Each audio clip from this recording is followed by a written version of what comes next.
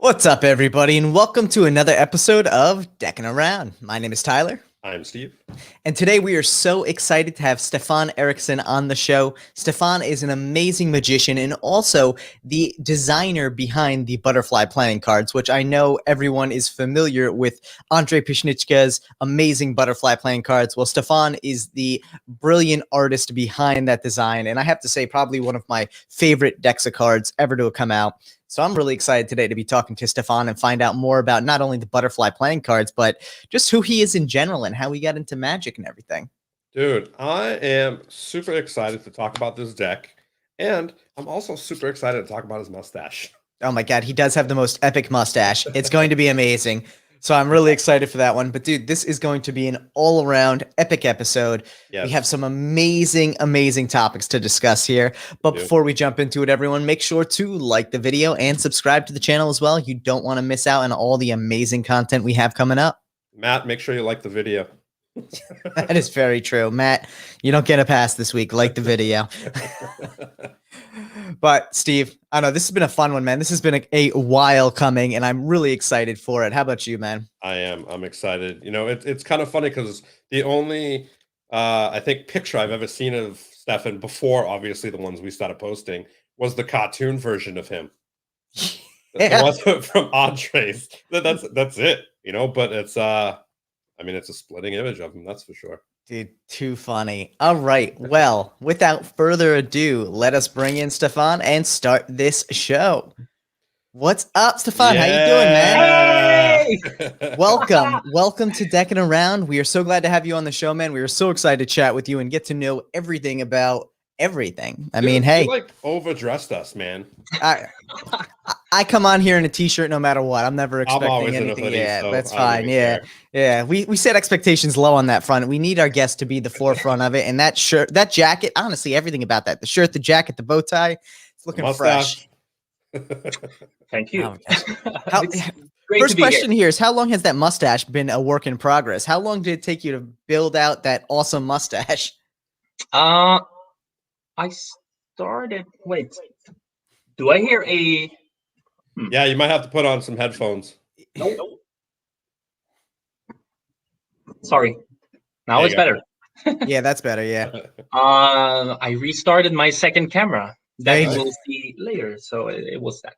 Nice. Never mind. Yeah, the mustache has been around since 2010, actually. Oh wow. Of course, I cut it, and I actually just cut 1.5 centimeters on each end. Okay. Long. So that's pretty dope. Yeah, it's it grows a couple of maybe 0.7 millimeters, if you know how much that is. 0.7 millimeters. That's very small. Per month. Yeah, per month. Okay, yeah, that's pretty small, but that's not too bad. That's less than half an inch, so you don't have to trim it too frequently. What's up, Mom? My mom's here. Have to interrupt and say hi to Janice. Hey, Janice. Welcome to Sunday. Hello. Steve's mom says Stefan looking good, so there you go. Yeah. I can't see you, Janice, but I'm pretty sure you're looking good too. With that my mom always looks good, dude. That's for sure. There you go, dude. People are loving this suit. I gotta say, man. Yeah. So this suit here is not only just for the show. This is something you actually perform in from time to time and wear pretty regularly, right? Well, this is part of my official me. Nice. I mean, I walk the streets as a regular person in regular person's clothes also. Sometimes I wear a t-shirt.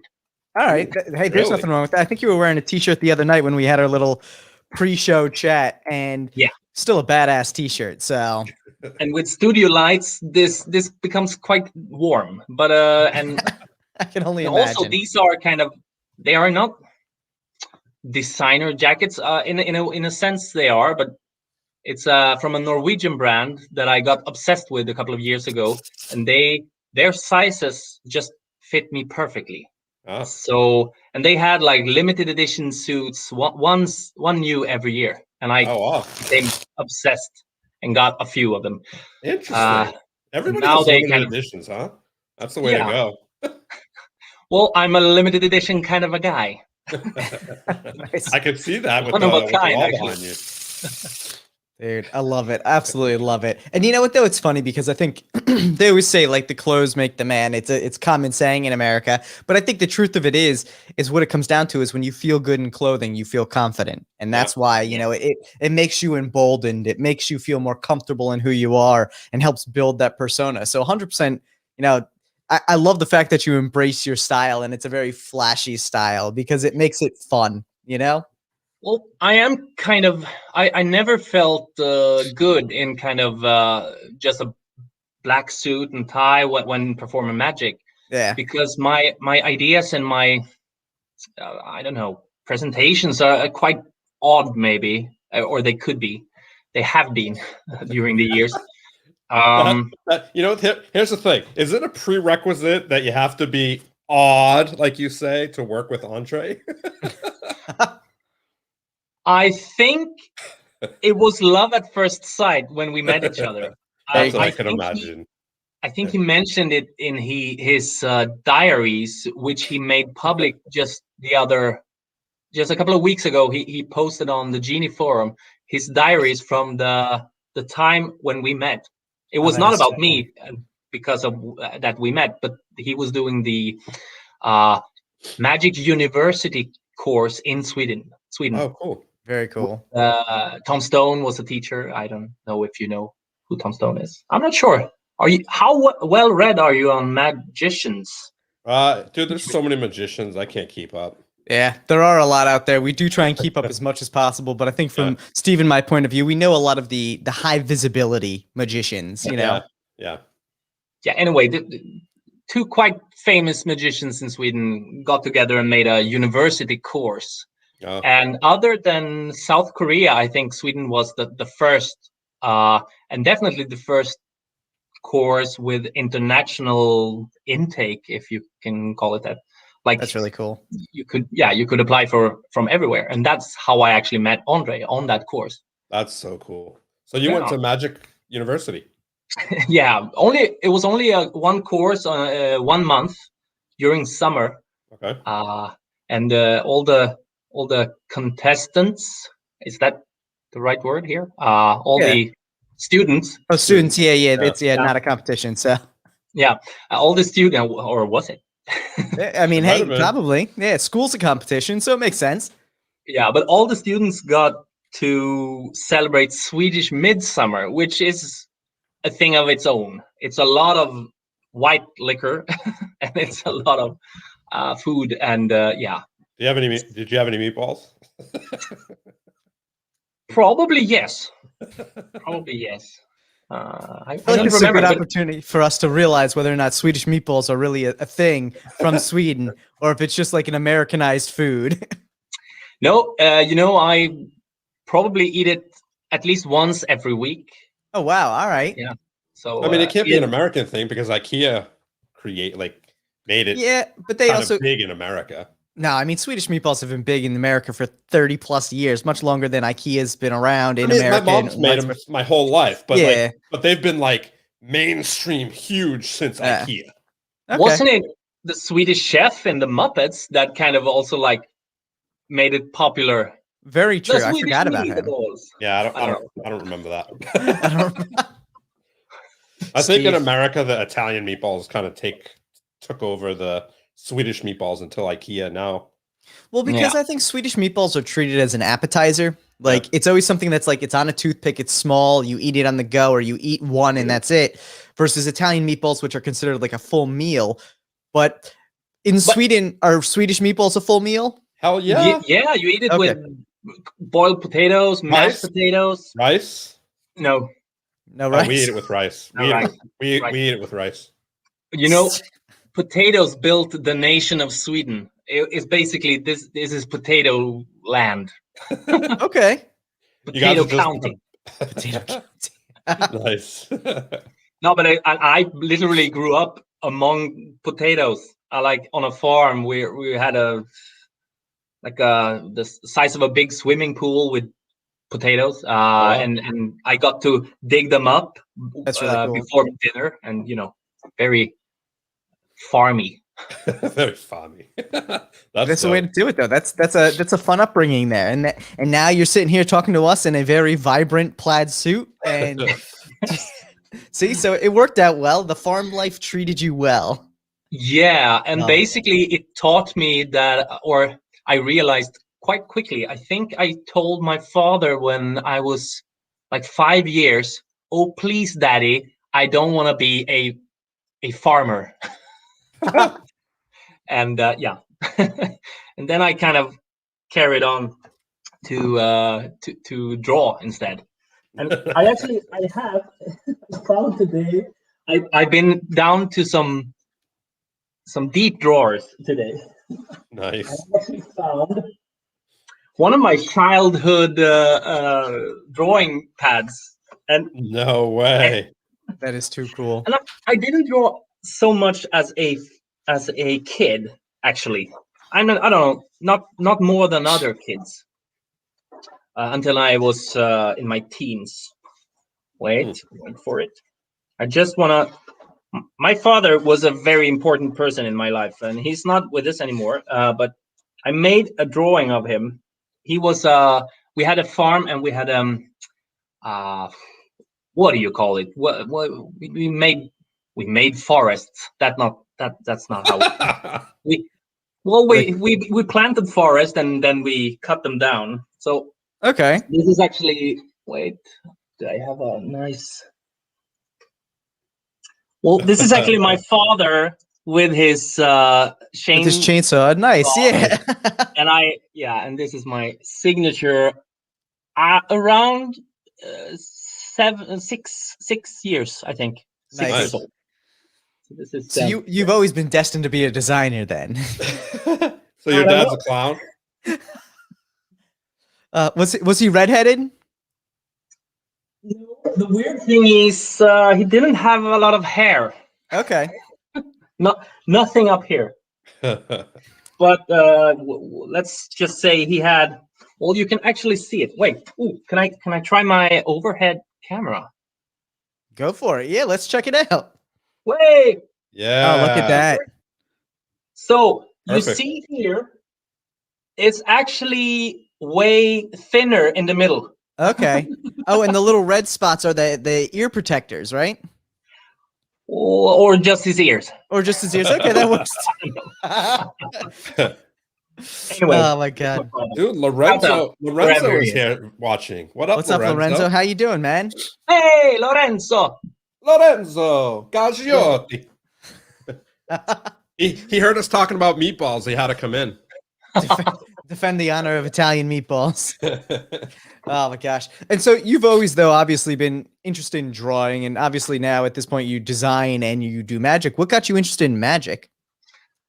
Actually, it was when I became kind of or when I considered myself to be a professional artist / illustrator. Okay. Then I needed a new hobby. It was as simple as that. And I went to the library, and they had some magic books, and I dived into them, and they opened a world for me that was quite amazing, I thought. Nice. Very cool. Looking back at the stuff I did when I was 16, it was not so good. Now, of course. How old are you now? I am 38, turning 39 this summer, this July. You're a young buck, man. I don't know. I get to show my driver's license when I buy alcohol all the time, actually. That's a plus. That's a plus. How old do you have to be to buy alcohol in Sweden? Thank you, Nick. Nick. We appreciate the support, man. Thank you so much, buddy. For potatoes, that's good. Well, you have to be 20 to buy alcohol in Sweden. Okay. Oh, wow. But we don't have any liquor stores. We have a government. The government runs one chain of stores that sells alcohol, so it's very regulated. Okay. Yeah. Oh. But it's, I mean, that's good in so many reasons. But for instance, if a Sunday night you can't go and buy alcohol because it's like it's Monday to Friday, and then just like 5 hours open on a Saturday. So, Interesting. That's All right. I'm not a heavy That's how drinker. it should be. And that's the thing in the United States, there's a lot of different, like, per state, there's different ways that alcohol can get sold. So like there are certain states where it's the same thing: no alcohol on Sundays. All the stores are government run, and they also split sometimes between alcohol and beer. So in some places you can get beer at like grocery stores and places like that, but if you want spirits or hard alcohol of any sort, you have to go to like the specific, what they call ABC stores. Well, we can get up to 3.5 alcohol volume percent. I don't know if you measure alcohol in that way in the States, but 3.5 is what you can get in a regular supermarket. So like very weak beer. Yes. Okay. But not ideal. Not ideal. Well, it's how we all start out in Sweden, you know. That's fine though, and it makes sense. You know, you start out small, you start out light, you get used to it over time. But that's too funny. Yeah. Oh my gosh, man! I grew up in the countryside, and you know, I had the opportunity to get drunk when I was like 11. I didn't take it because I didn't like how my 11-year-old friends became when they drank alcohol. Oh, it's crazy. Oh my god, I love it. I absolutely love it. I feel like they drink earlier in Europe anyway. I mean, maybe a lot of European countries are a little more it's a little more ingrained in, I think, the day-to-day life, and so they get used to it and they have a little more responsibility around it at an earlier age. But but I'd say like Spain and France, I definitely know it goes down in the ages a bit. Like when I went there, I that's the feeling I got. Yeah. Any Spanish or French people will correct me now in the chat. But they're too busy drinking. No, I'm just I don't think Jean-Luc is in here. But you know, it's really interesting to see how different countries interact with the alcohol laws and when they start letting people drink and when they don't in other countries. And I think especially like in America, that's one of the big things is like when kids go to European countries where the drinking age is 18 or younger, they're all like really excited because they're like, oh, I can drink here. And it's like, so what? Like, I mean, you're allowed to drink here. It's not like you weren't already drinking at home. So like, big deal. So it's like, oh yeah, you get to go to the bar and pay 5 times the cost for the same bottle of alcohol that you could have bought at home for a fifth of it. You know, it's crazy. So yeah, but they can be seen drinking. People can watch them drink. That's what it's all about. Oh my gosh. Kian says, here in Ireland, you start as soon as you're born. Well, you get it with your mother's milk, right? Bailey's Irish cream. There you go. That's funny. Oh my gosh. So magic though for you then was something that you decided to get into a little bit later than it wasn't something that you've always been interested in necessarily. Well, the thing is my dad had a old magic book, basically written in the early 20s, I think. And what it was, I didn't know that back then, but what it was like copied from Greater Magic, like a 19th century book, and a guy called Tom Tit, I think. That's a weird stage name, but Tom Tit. Also, I think that, yeah. Or that's Tom good. Tit. I don't know. Am I gonna be banned now because I said? No, you're fine. We don't know. We're fine. You're past 10 minutes. You can say anything you damn want. Yeah. No, but the thing was, it was a copy, basically a carbon copy from a different few books, written by a guy who was written. It was written under a pseudonym. Pseudonym. There you go. Lior says it's Tom Tot. That makes a little more sense. Tom Tot? Not in Sweden. I know for a fact that it's Tom Tit. Because we have a theme park in Sweden. So if you go like 1 hour from Stockholm, you will see a huge sign that says Tom Tits. So it looks like, this is like a fairy tale, right? No, is that no. Okay, this is like an actual magic book.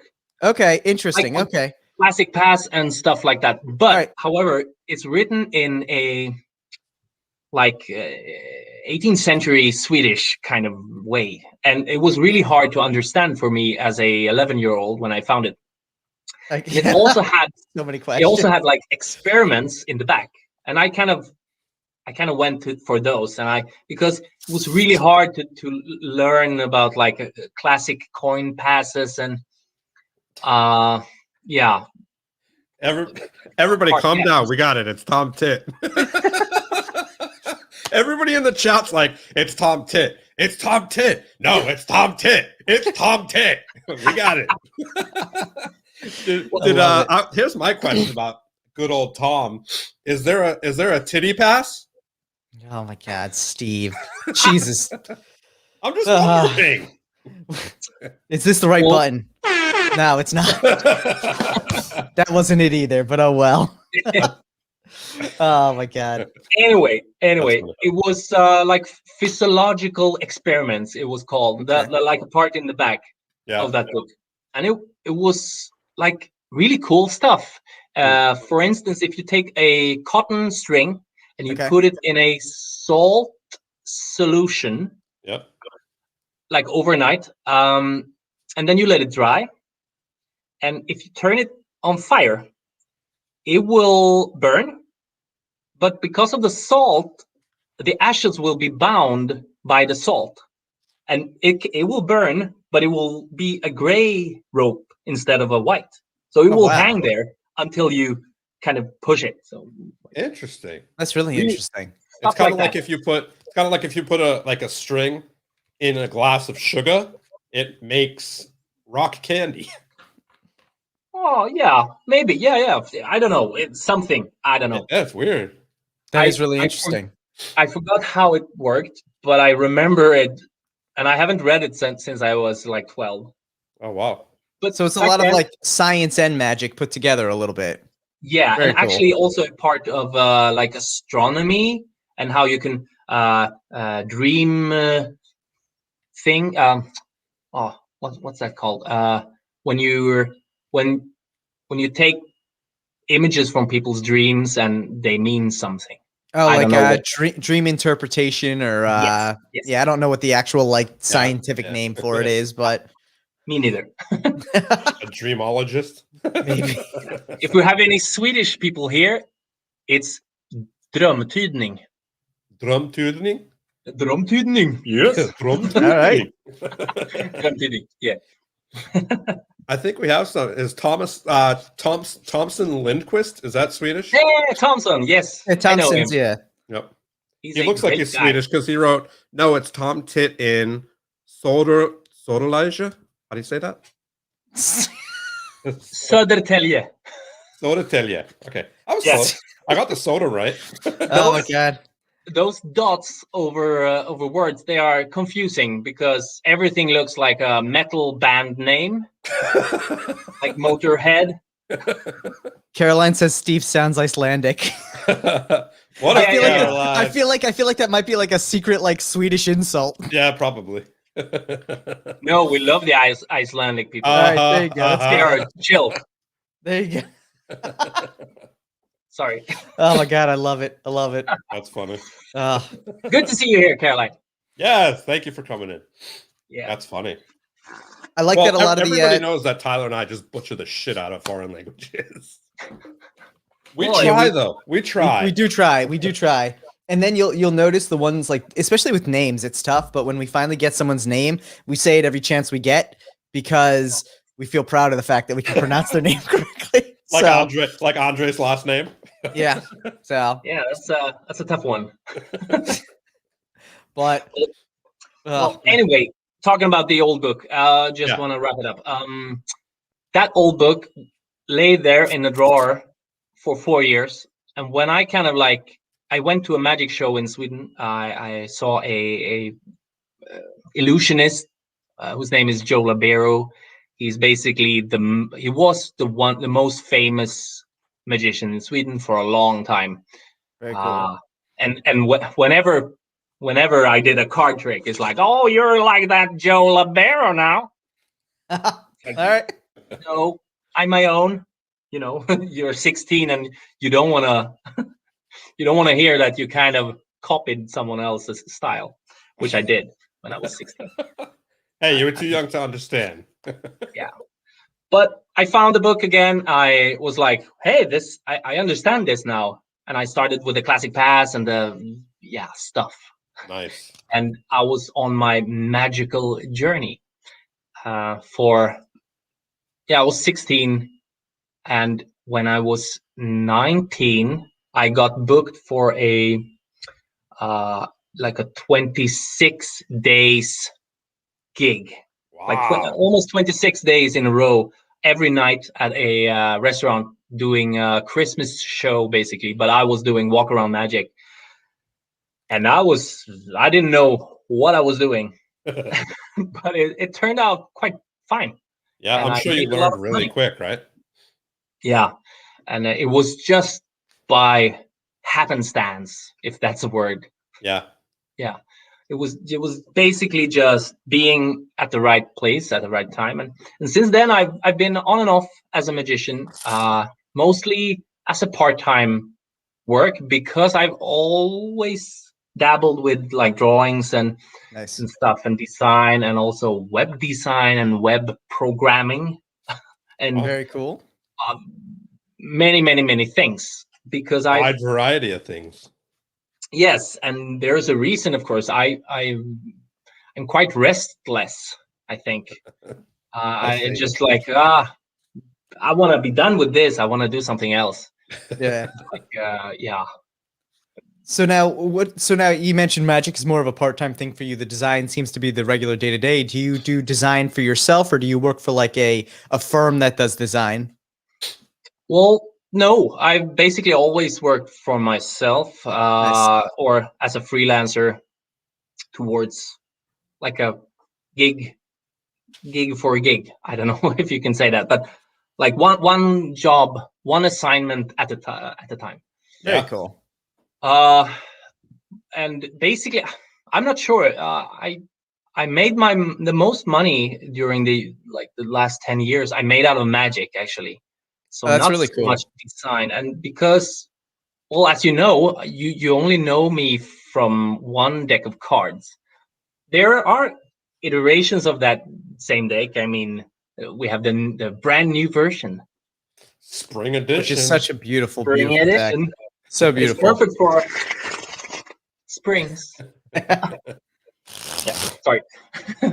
No, but basically, I have not been involved in any design changes or things with this deck since January 2017, and that was 1 month after the Indiegogo, the first crowdfunding we did, and then I did at a restaurant in London. I did the big Nice. pips. Nice. Kind of sketched them out on a napkin for Andre. He was like, I like that one. I like that one. I like that one. Very nice. And that was the last thing I did. And it's kind of, I don't know. Andre liked to work with other people, of course. And basically, we worked for so many years with that deck. So it kind of like, I don't know. I don't want to say that we were fed up with each other, but some ways we were, because it was a long journey. We met in June of 2015. Wow.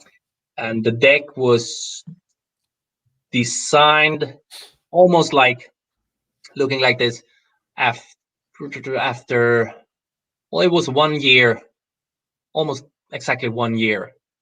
In May 2016, it was done. And we made the first prototype, and then it was half a year later we made the Indiegogo. Wow. But I mean, and it was a rough time in my life. I was moving from different apartments. I think I had three different apartments during that time, and I have a lot of stuff. Not here. Basically, now I only have my cards in this. I live at my girlfriend's apartment. Nice. And I only have my playing cards here. But back then I had books and movies, like physical media. I'm a big movie buff and a collector of anything that says limited edition. I'm in. Interesting. I'll be sure to put limited edition on anything moving forward. Oh my god, I love it. Get this limited edition Deckin Around hoodie. Yeah. Actually, we do have limited edition Deckin Around hoodies. They're limited edition because it's very limited purchased. Good one, Steve. Good one. Clown. Oh my god. Yeah, but basically, I don't know. I consider myself when I'm at parties and people ask me what I do, if I'm not in the mood for doing magic tricks, I usually tell people I'm a illustrator or a designer or actually animator, because I have not a degree, but I've studied animation, and I did some small animation, actually puppet animation, stop motion movies. Really? Yeah, but it's hard to find on the interwebs. Good luck, people out there. You know what? We may be able to find it. We'll see if we can hunt it down. I wouldn't doubt Tyler. Yeah, I put all my money on Tyler finding it. That's for damn sure. It's not really that hard, but basically most of my own websites, because I have done my own websites during the years. At one point, they made an update in the language I'm writing the coding, the programming language. Made an update. So all my websites, like 13 of them, went white, just blank. Geez. And I was like, should I really? So I I didn't bother, and I just put up like static pages all over. So I need to. I don't know. I need to like restart them so I can have my website graveyard, because I like the thought of having old websites up, like how they looked back in the days and stuff. You need to check out Wayback Machine.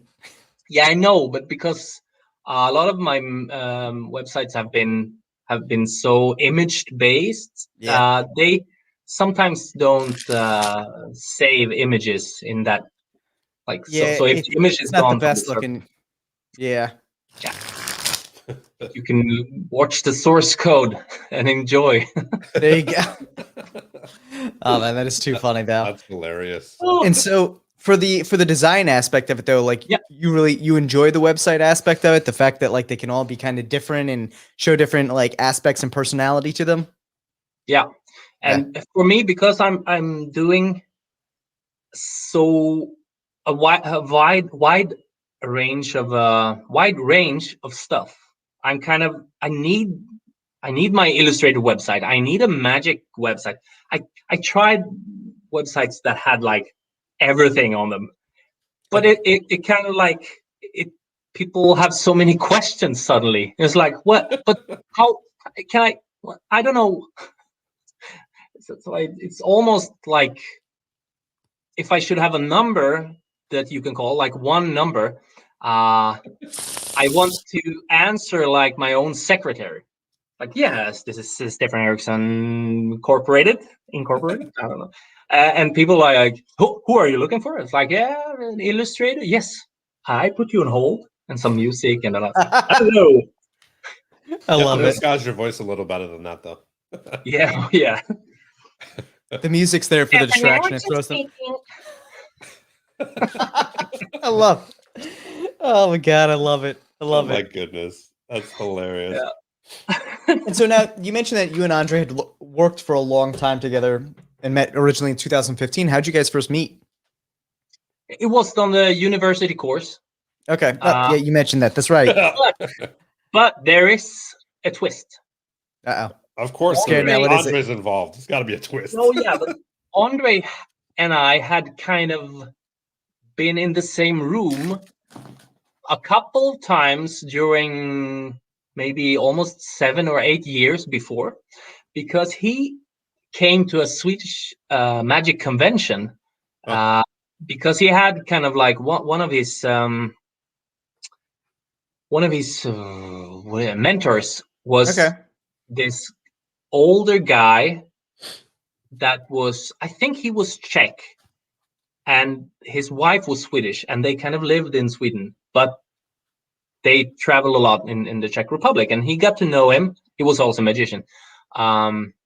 We got to know him, and he went with those people to the convention. But being young and being like the only person from the Czech Republic and don't know anybody except these older people, Yeah. I didn't see him. It was always rumored that, like, yeah, some people came from the Czech Republic to our little convention. Nice. And after that, a lot of people and a lot of celebrities have went to that convention just because it's a good convention. It's called the Magic Weekend. How many people attend it? When it was the biggest, I think it was like 700 or something. Oh wow! Almost. So It was huge. Usually it's 350, 400 nowadays, because a lot of the old people die. And the young people are not, they're not used to going to see magic on a convention. Yeah. Because they're watching people like you who destroyed this community. You caught us. You caught us. No. Hey, listen, Steve and I are excited to go to a physical magic convention. We can't wait. We're just waiting for them to actually happen now. And we also want to appreciate we appreciate you coming on helping us destroy magic. I love it. And you're dressed to the nines to do it too. So That's there right. you go. Yeah. I love it. I love it.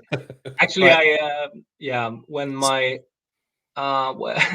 taking it down a note, but when my father died, it was a couple of years ago, but he didn't want to have like people wearing dark clothes. He specifically said it in the newspaper thing, like come in happy clothes. And of course, a lot of old people, they cannot wear like a white dress to a funeral. It kind of goes against a lot of people. But I wore a pink suit. Oh man, that is so good. And it was so. I mean, I knew my father would have loved it. Yeah, because he loved it. Now, do you still have the pink suit? Yes, I have. Okay. Next time you're on the show, you got to wear that one. Yeah. Oh, there will be a next time. Nice. Of course. Dude, yeah, absolutely. We expect to see you on many times so we can see the entire wardrobe. That is nice. Well, at least I have for maybe 10 more times then. Nice. That's good. Yeah. Well, you'll just have to pick up some more limited edition suits. Yeah, actually, they restarted the company, and now they don't do these kind of suits. So I'm constantly looking around Norway's like eBay or stuff for suits in my size, but it's a hassle. Nice. I can only imagine. Sounds interesting. The hunt for the next suit. Yeah. Well, it's a daily hunt. Dude, that's a good way to spend your time. There's nothing wrong with that. I don't know. I don't know what to say to it. Oh god, I love it. So for you, and actually the question I do have based on the attire here, is the bow tie an actual bow tie, or is it like a clip-on, or what's the deal there? Well, it is actually a clip-on. Okay. There's no shame in that. That's perfectly fine. I was just curious. It's really hard to find as wide of a assortment with the actual bow ties. Yeah. At least for me, I've been looking around because I like to have them opened, hanging. That's classy, I think. You look like Frankie Boy. Oh, what's his name? Frank Sinatra. After when they're hanging. I don't know. It looks. I'm gonna see if I can find you like a internationally friendly bow tie factory. Get your own custom bow ties made. Maybe even like a butterfly bow tie. Yeah. Oh, interesting enough. And it's not like, okay, how do I explain this? This is called not a butterfly, but it's called a fly in All right. Swedish. This is the Swedish word for fly, like that kind of fly. So it's just so it's a kind of a butterfly. I don't know. No, okay, never mind. It becomes a mess up here when I'm thinking like, well, how can I explain the word butter for these people? And then I realized, wait, that's English. See, this is the problem that Steve and I don't have, because even though we're not multilingual, so like for us it's all real simple there until we try and say other things in other languages, and then it's just a disaster. But Yeah. I have a lot of respect for people who can speak multiple languages, but I imagine the confusion can be terrible. Oh my god. That was yes in German. Yeah. How many languages do you speak? Well, I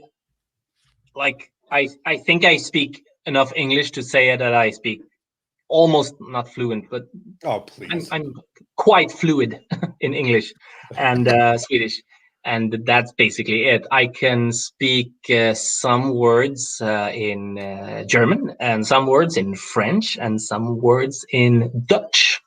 Okay, very cool. Yeah, like maybe not French and German is basically that I can communicate in some levels if I am the one communicating. Nice. I think I only know 3 words in German. I might know more than 3, but I know what is it? Ein bitte? That's like 1 please or something. Yeah, thanks. Like ein is 1 and bitte is thank you. Is it 1 please or something? Yeah, if you're ordering something. That's how all many I beers did in you like? That's all I did in Germany. I would walk in, I'd say Ein bitte. And then when they gave it to me, I'd say Danke. Oh my god. I love it. Steve, real man of international mystery here. Well, I wanted to say something other than Sprechen Sie Deutsch to like German. My friend told me to say that. I'm like, I don't trust you. I'm not saying anything. And then she taught me Ein bitte and then Danke, and I was like, okay, cool. Nice. That's about the only one that I'll feel safe saying. See, I just don't think we have the necessity here, because like we don't have countries in close proximity to us that speak drastically different languages other than like Mexico and Latin America. So like other than Spanish, there isn't a ton of motivation to learn things like German and, you know, French and all those other languages, which is interesting. Yeah, and America doesn't like just have issues. Yeah, but of course, it's you're pretty much alone over there. Yeah.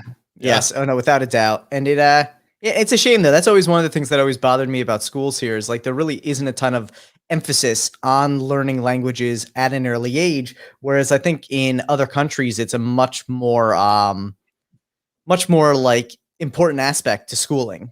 You know, I think the first time you're actually required, or at least when I was in school, the first time you're actually required to learn a language in the US was in high school. So you were already 14, 15 years old, which they say is outside of the optimal range for you to learn a language. So and like you have to do 2 years in Jersey? It was 2 years. Yeah. I think they've changed it now. I think they actually, I think it's earlier now and it's 4 years, but it's still not like, hey, learn a language from an early age. So, yeah, I mean, I was supposed to, same in Massachusetts. It's a 2-year like requirement, minimum requirement. And guess how long I took of a language? 1 year, 3 days, 0. Okay, there you go. I didn't even take a minute. I don't know how it happened, but I didn't take a minute of a language, and I graduated. That's crazy. That's crazy. That's a magic trick in itself. Right? And you thought I wasn't a magician. Oh my god. You know, that's crazy to see how much language is like, well, and I mean, I think again in Europe, like it's a necessity, because if you want to travel anywhere, yeah, there's some core languages that most people can speak to some extent. But if you actually want to not seem like a tourist, you need to know the language to some extent, more so than just like one, please.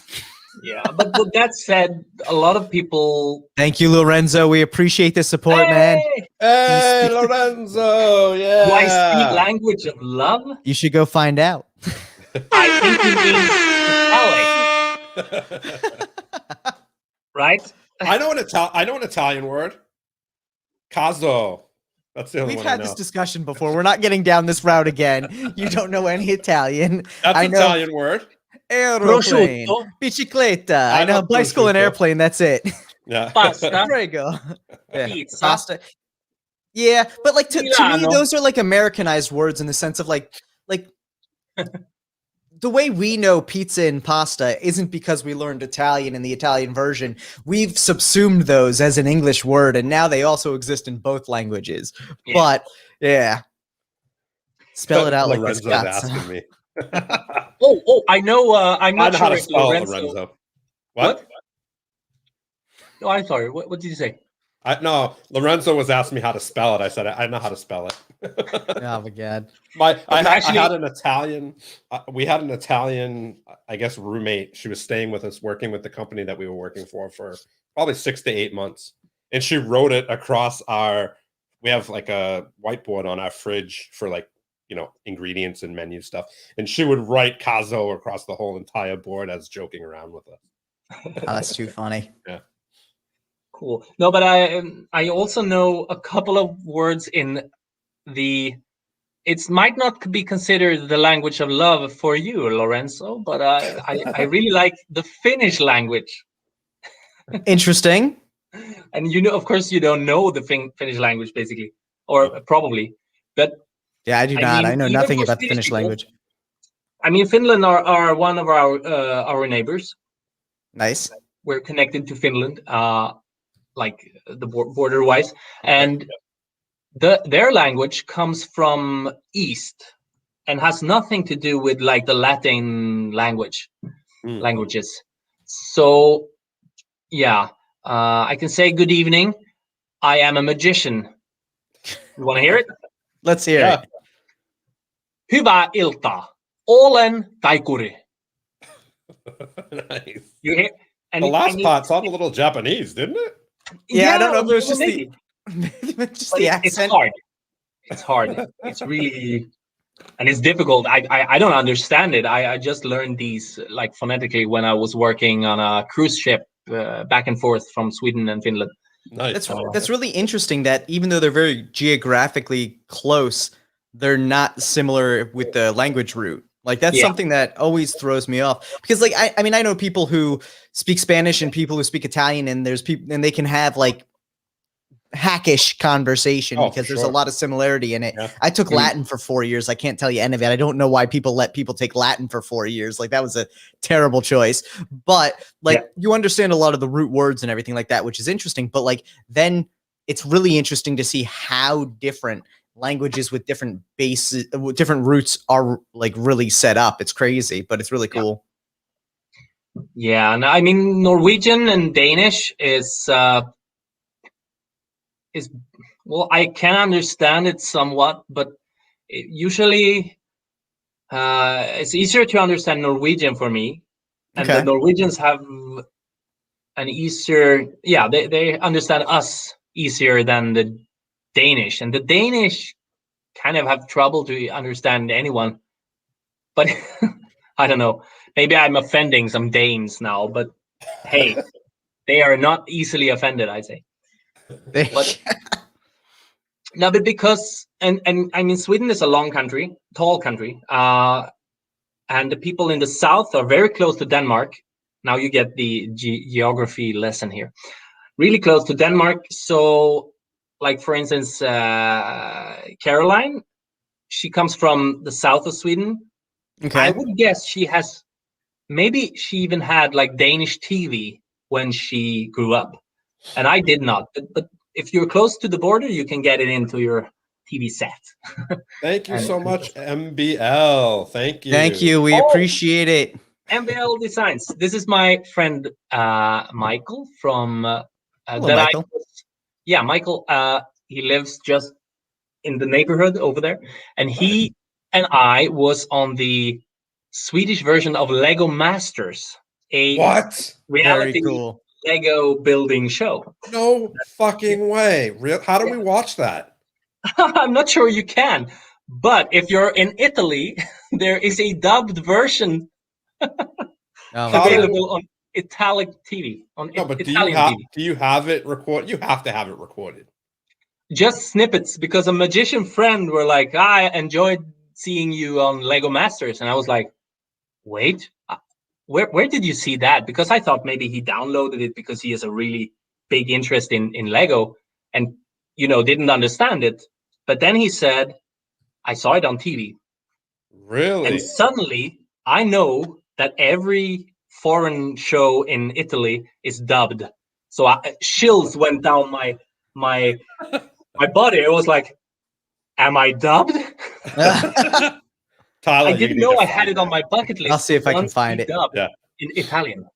But hey, Dude. All right, here's the important question. How soon did you get kicked off?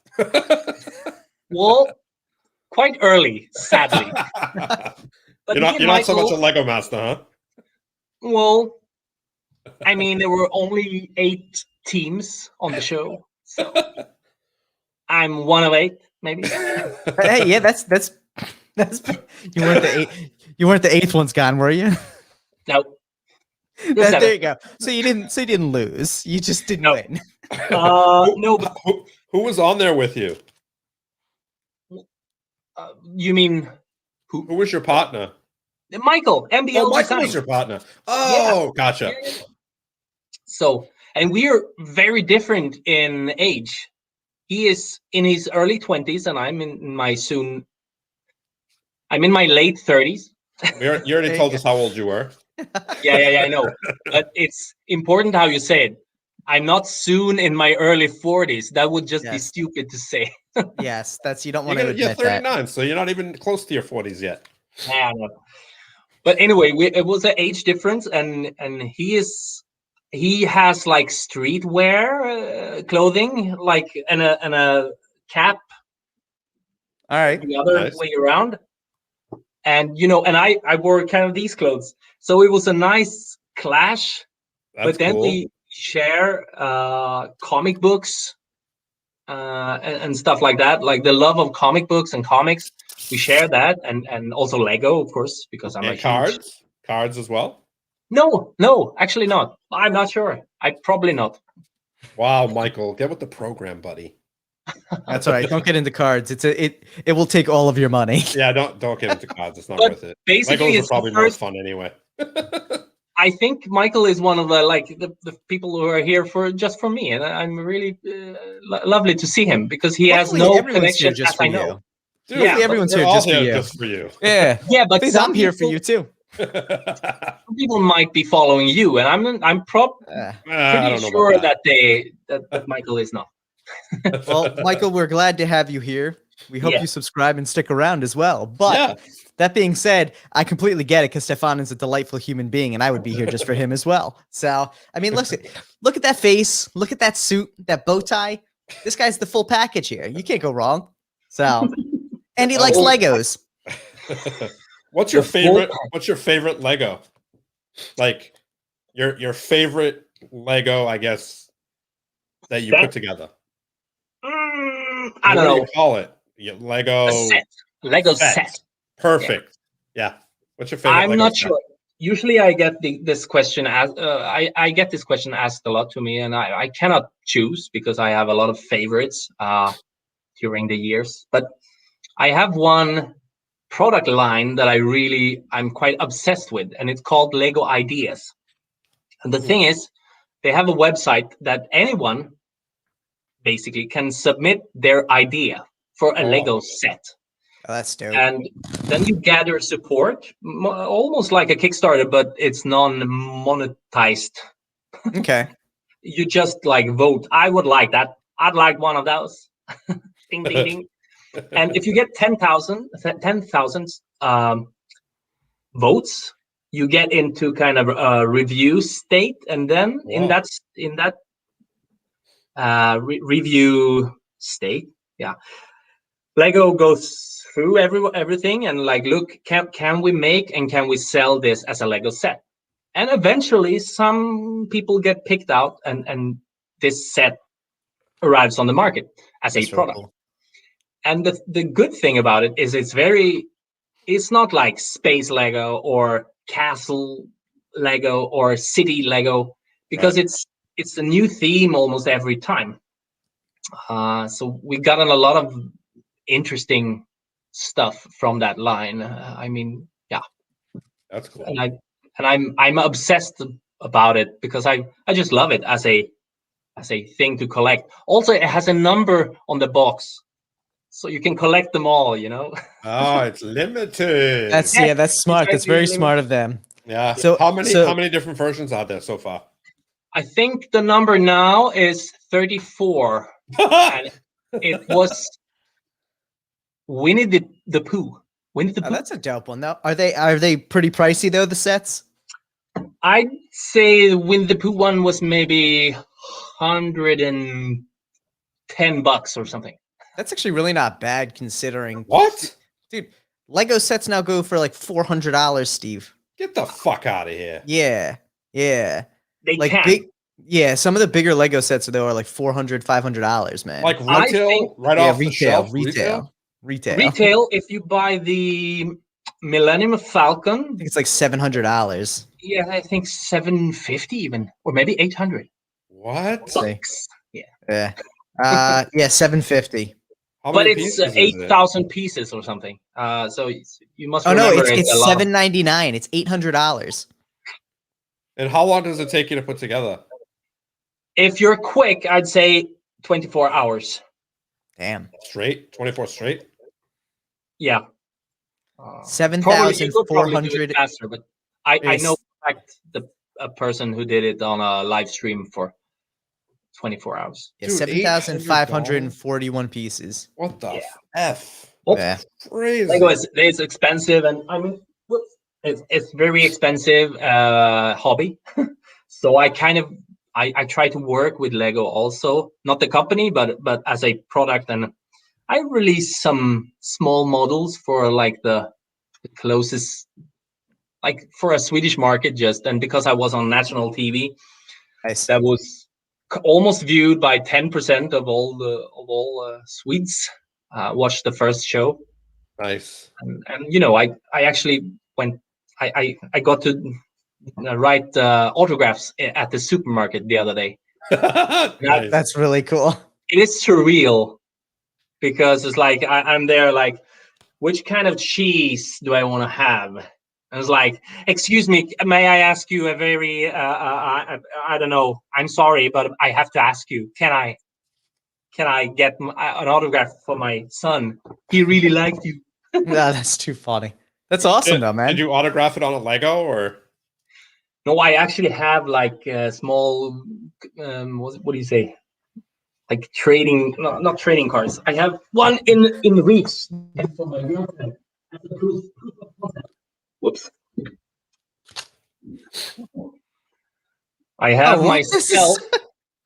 Oh, I have myself my in one of the God. suits. That is so dope. That is So- brilliant.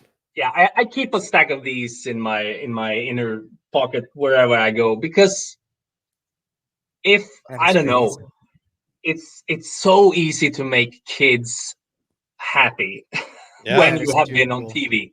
It's like, do you want to have an autograph? And they're like, and you know, sometimes they come with like a napkin and a ballpoint pen, and I'm like, you know what? Smooth. And you know, I make a Sharpie appear, and you know, Nice.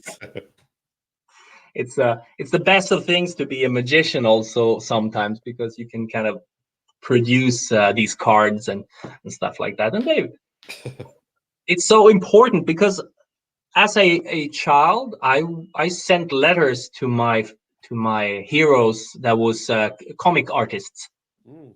and some of them I'm actually friends with now. Growing up, I met them in different places and became friends.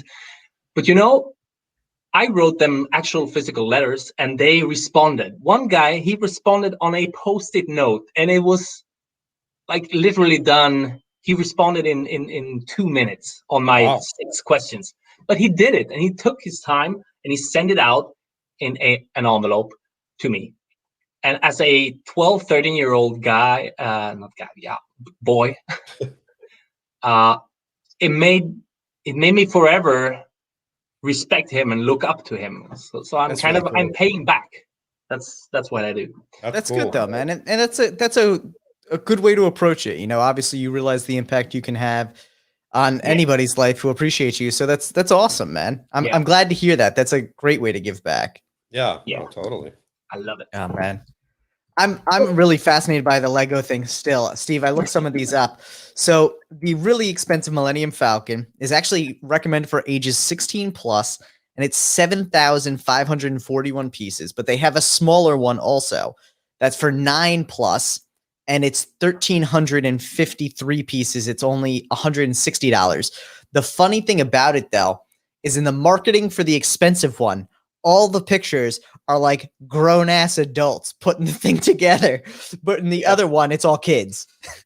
So I was like, all right, they really knew how to market this. They're like, yeah, this is not for kids. This is 100% for like adults who are like living their best life right now. Disposable income, come buy this Millennium Falcon.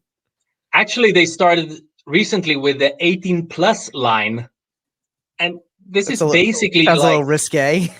Yeah, but the thing is, it's not risky contents. It's just basically because kids will get these models also. Yeah. But some grown-ups feel like, oh, now I can buy this because it's not for kids anymore. I mean, if you go and buy, if you're like a strict grown-up, a real grown-up, if you work at a bank or something, and you wanna, I really wanna have that Millennium Falcon, but it says 9 years and up. I couldn't, you know. So they put you ordered 18 it plus. online anyway, and nobody knows you got it. Yeah, I know, but it's they put 18 plus, and they now in every like ad they have this adults welcome. That's funny. And good on all them. These, good on them. They should be inclusive. Yeah, but the ads are like really, it's like lifestyle pictures of grown-ups with dead faces. It's like putting this like. Oh my god, I love it. Still kid expressions. Dude, I'm taking a look too. All of the ones that are 18 plus are 100% Star Wars related. That's all it is Star Wars stuff. So like Darth Vader helmet, Imperial probe. Yeah, it's all a probe. Like a probe droid. Oh, I'm like a probe. Yeah, it's not that. I guess that is 18 plus. But even like the cantina, Mos Eisley Cantina, like where the Greedo Hans thing went down, like they have that. That's 18 plus. Like they're really interesting to see. But damn, like I like Legos. I never got into Legos like this. Normal size of Legos, maybe like that. I don't know. For $800, I think they're kind of a little bit bigger. Yeah, I guess like some of them are like the Millennium Falcon, the big one, the $800. Yeah, I'd say it's like almost 4 bricks long. Oh wow, so it's really big. Okay, it better be big for $800. Yeah, dude. I buy a used car for $800. One that works. Well, maybe. Well, it will work for a week at least. Yeah, these are interesting though. It looks like they're all out of stock too. Like it seems. Oh, look, they have like actually. Just kidding. They have one here. Is another 18 plus the Infinity Gauntlet. For some reason, it doesn't show up on their website. Stefan, you should reach out and offer to fix their website for them. No, I can tell you why. Because it's released 1st of June. Oh, okay. There you go. Yeah. 1st of August, actually. 1st of August. Oh, really? Yeah. Yeah, but maybe Lego people who are on the Lego show gets it. Get it a month early. No, but yeah, okay. I thought it was a June 1st release. Sorry. Yeah, on this one, I'm looking. It says August 1st. I wonder if maybe there's a different European release schedule now. Actually, yes, June of course. 1st is the It is. I remember now. Every second year, every second year, United States and Europe switches. So if this was last year, you got all the good stuff in 1st of June, and we had to wait for August. But now this year, we get the Infinity Gauntlet and stuff like that 1st of Nice. June, and you have to wait. And This is how nerdy I am about Lego. I try to keep like.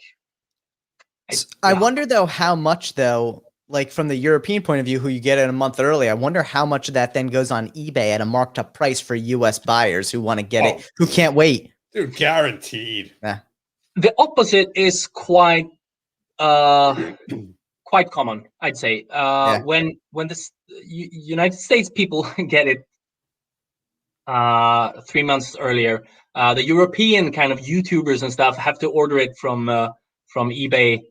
But our markup is already, or our retailer's price is already quite much higher.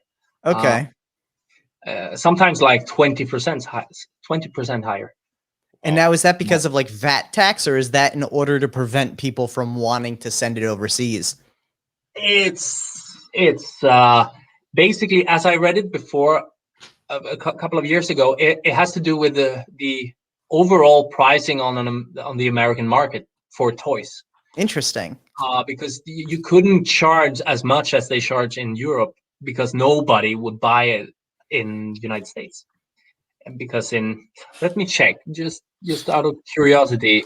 Oh man, Steve, there's one that's like a replica of the Colosseum. Yeah, it's actually the biggest. As of now, it's the biggest model in part count that on the market. Oh yeah, 9,000 pieces, and it cost $550. This thing is intense looking though. That's really cool. Yeah, and it's a lot of pan Lego. Yeah, there's a White House for $100 because that's just cheap. Nobody wants that. Yeah, exactly. But like, so, this is does that depreciate based on who's in the White House? Probably. Let me check. US dollar. The retail price in Sweden for the Millennium Falcon, the big one, would be over $1,000. Oh my God! Wow. So there really is a significant markup. Yes, that is. I mean, it has to do with a lot of stuff, of course. Yeah, they are making bank. Considering, the cost of, I mean, granted, there's licensing and things like that, but who wouldn't want their company licensed to Legos? But like, still, on $800, they're probably still making a pretty significant profit margin. That's impressive. Yes. And the interesting thing about this too is I haven't seen any limited ones yet. So are all of these basically, like some of them are out of stock, but is that more so because demand is so high that they can't keep up with it, but they're going to keep on making it, right? Yeah. And sometimes they just don't make anymore, but usually all models have a shelf life for at least 1 year of production. And I think there are like 6 months ahead of time. So for instance, when they released the first Jurassic Park Lego for the movie Jurassic World, they underestimated the market, at least in Sweden. So they released it, I think August or something. And in October, it was sold out, and they couldn't make new one because it takes almost 6 months, like for the whole cycle, kind of, as I understood it. So they hadn't even time to make new ones for Christmas because they didn't know the demand were going to be so high. So, I don't understand how they can't make. I don't understand. It's a lot of logistics. There's, I mean, looking at this stuff too, like there's a roller coaster now, and it looks like it actually moves. Like Legos are a lot more advanced. Oh yeah, for sure. That was happened since we were kids. Like, yeah. Oh yeah, for sure. But like, that's why can't they just bust out those plastic pieces left and right and just get someone to make the damn box? It's probably a coloring thing, and a lot of, I think, the specialized ones probably have specialized shaped pieces where if you're not, the machine's not tooled up for those specific pieces, it may be difficult. I'd say it has to do with the amount of bricks that have to be at the same packing facility at that exact time, because you have at least 3 or 4 huge factories all over the world. Okay. One in Mexico that basically does your Lego sets in the States. Okay. You have one in the Czech Republic and one in China that takes care of the Asian market. And there's a lot of factories, and some factories not every factory makes every part always, kind of. So it's a lot of logistics, as I understood it. I'm not they keep things quite secret. Okay. Because, well, they're secretive about their business, because they are not on the stock market. There is just like one family who owns Lego still. Yeah. Same family. And so they publish whatever information they like to, but I have the pleasure to talk to a lot of people that worked on Lego and That's patch really cool. stuff together during the years. But I'm very interested in Lego overall. But it become this thing that I do when I don't want to draw, or I don't want to do magic, or I'm waiting for magic gig or something. Nice. But it's more than a hobby for me. I've done some bigger models, like commissions and stuff, and I'm available for commissions. Nice. Nice. Is that how like people call and ask you to build stuff? Yeah, basically, yeah. Like ask you to build a set for them, or design something new, or how does that work? Both, everything. I got a question recently about they wanted a set with an actual instruction. So I was like, I designed the set and I ordered parts and I made an instruction and stuff like that. Really? And I also made this year. I made a huge life-size bust of a girl's father that had his 65 years celebration or something. So I kind of made his head in Lego. That's really cool. Interesting. Yeah, it was a struggle, but it's, as always. She asked me, "Is this something you can do?" And without hesitation, I said, "Yes, of course." Yeah. I have a lot of experience of this. And then you get it, and you're like, "Oh shit, how am I going to do this?" Yes, because I had it. Dude, I'm looking at some of this is crazy. So I'm looking at some of the old sets on eBay now for Legos, and like stuff that originally would have been like $150, $200 or something for like $900 because they don't make them anymore. Yeah. Like it depends on stuff, but usually it has a pretty high markup over time, and there's a lot of speculation, like people buying sets that are going to retire to just to sell them afterwards. And there are specific websites that kind of measures eBay sales and stuff, so you can look what just it's a crazy world. That's intense, look at it this way. It's something like when we were kids, when I was younger and they didn't have very much of anything, and you get those sets and they're whatever, $40-$50, whatever, and they're worth 900 now. That's not that much of a mock-up 40 years later. No. Yeah, but some of these are not that old. I mean, we're talking, these usually ended in like 2012, 13. Yeah. The vintage stuff are considered the age. It's not that heavily marked up. But I mean, I have stuff in my wardrobe that was retired maybe 5 years ago that is beginning to be really sought after, and Nice. Now, usually it has to you have to leave the box sealed like anything else. Yeah, but actually it's quite valuable if you kind of, as a adult, just carefully build it once and you unpacked it in the same bags and stuff like that, and usually you get quite a high, just like I don't know, just a few percent lower for really like a pristine but used Lego set. So you can still enjoy it, because I think that's the tough part about it too, especially with some of these with like the crazy price point. Like you're not sitting there being like, oh, let me buy 2 Millennium Falcons, one to build and one to save. Like Oh man, No. that's intense. Yeah, I'm looking at like there's like a Porsche model with it, and like the new Porsche is an older like whale tail Targa that you could do, or a turbo, and that's only $150. But then you look at like some of the retired ones are like $1,100 on eBay. Yeah, That's Crazy. intense. Yeah, but it's a lot of speculation, of course, Yeah. and it's better to watch the sold. Yeah. Oh, for sure. Yeah. As It's just like with it's anything, just like playing cards. Same Yes. same idea. it is. Yeah. And I mean, yeah. Well, we can talk about playing cards. Dude, Can we? since Well, we're talking about we're an playing hour cards, in. Yeah, we might as let's well. do a sniff for Stu. So, for any of those who don't know, we had a guest on episode 10, which was far, far in the past now. Our good friend Stu from the community, Stu McCann. You may know him as Courier_Stu. Stu is an awesome guy. He's from Australia, and he is known in the community for sniffing and eating decks of cards. And with that in mind, we don't ask people to eat decks of cards, but you're more than welcome to if you'd like. I mean, if you're a badass, you'd eat it. I'm just kidding. No. Let's not do that. I'm just kidding. You don't need Didn't to eat Andre eat? Yeah, Andre did eat. He palmed it. chewed on a little, and then he palmed it. He palmed it out. He copped it out. Yeah, so he did not swallow it. So we don't encourage people to swallow playing cards because Unless they want.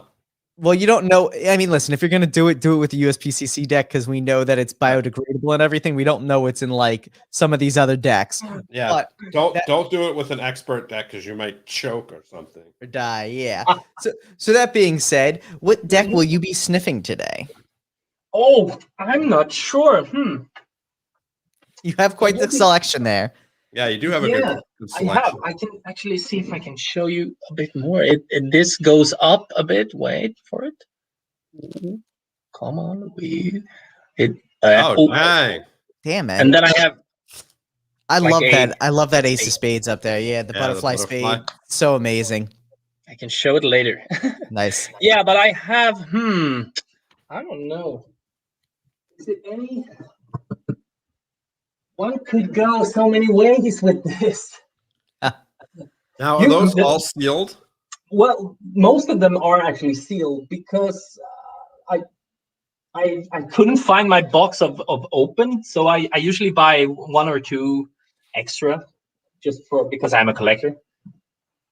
But of course, I would like to have some significance. And so now, while you're hunting that down, you mentioned that you you live with your girlfriend, and the only thing you have with her is that you have in her apartment is the cards. What did she think when you moved in on that first day with just a box of cards, being like, "Hey, here's my clothes and my possessions"? No, it was like, it was really complicated. I met her when I was moving away from Stockholm because I live in Stockholm, the main the capital of Sweden. Nice. And I was moving away 4 hours away with car. Okay. Oh, And wow. we met, and we kind of fell in love. And and it was a struggle because I already moved my stuff 4 hours away, but I had my office still in Stockholm because I thought, well, now I have a girlfriend here. I could go here 1 week at the time and go to my office and work, and then I go back and stuff like that. But it ended up kind of, I mostly stayed here, and then the pandemic came. Then I mostly only stayed in this flat, in this apartment. Yeah. And it was difficult. Yeah. Difficult situation. But basically, I have 2 warehouses of stuff. It's a small warehouses, but I have my stuff is not here, but it's in Stockholm. Okay. On an undisclosed location. There you go. Oh, Where I God. also keep my complete stock of butterfly cards. And that's why it's undisclosed. Yes. It's in a vault. It's in a vault. I need to do this. I don't know. Oh, it's so difficult. It is difficult. Okay, I'm doing this. I think this is okay. This is not a sealed deck, but the inside are sealed. All Oh, right. nice. this? 2020 Oh, by the Boy 2020. Color. Yeah. Yes. I'm not a Marvelous huge. decks.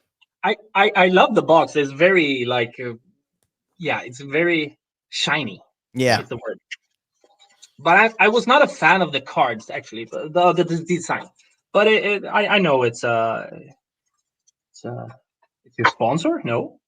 So, yeah, Occasionally, fine, no? occasionally, they're occasionally a sponsor. It's a fun deck, you know. Yeah. I got a sticker. Oops. Nice. No, but I like it, and of course I got this for free when I was selected a random winner of the deck of the year. Oh, that's right. I Nice. remember that. That's really cool. Yeah, I got this one, this set of gilded So cool. charters. Yeah, One of 100.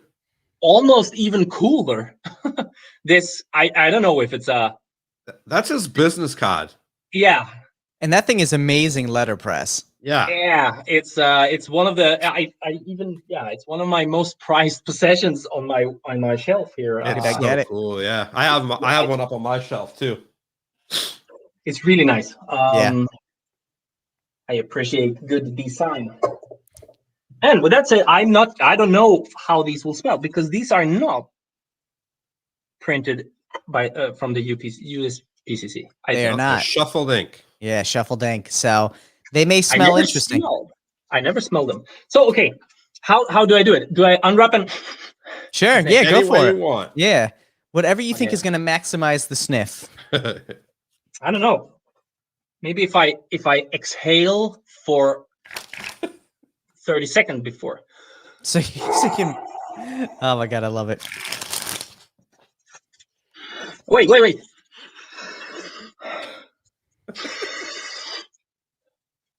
You're gonna get a paper cut, dude. Is it good? It smells like my father. Interesting. No, That's an but it's interesting. like aftershave. That's really interesting. Oh Lord, that was a weird That's funny. thing. Your sense of smell is the biggest trigger for memory. So Yeah, that's Yeah. for sure. Oh, maybe not.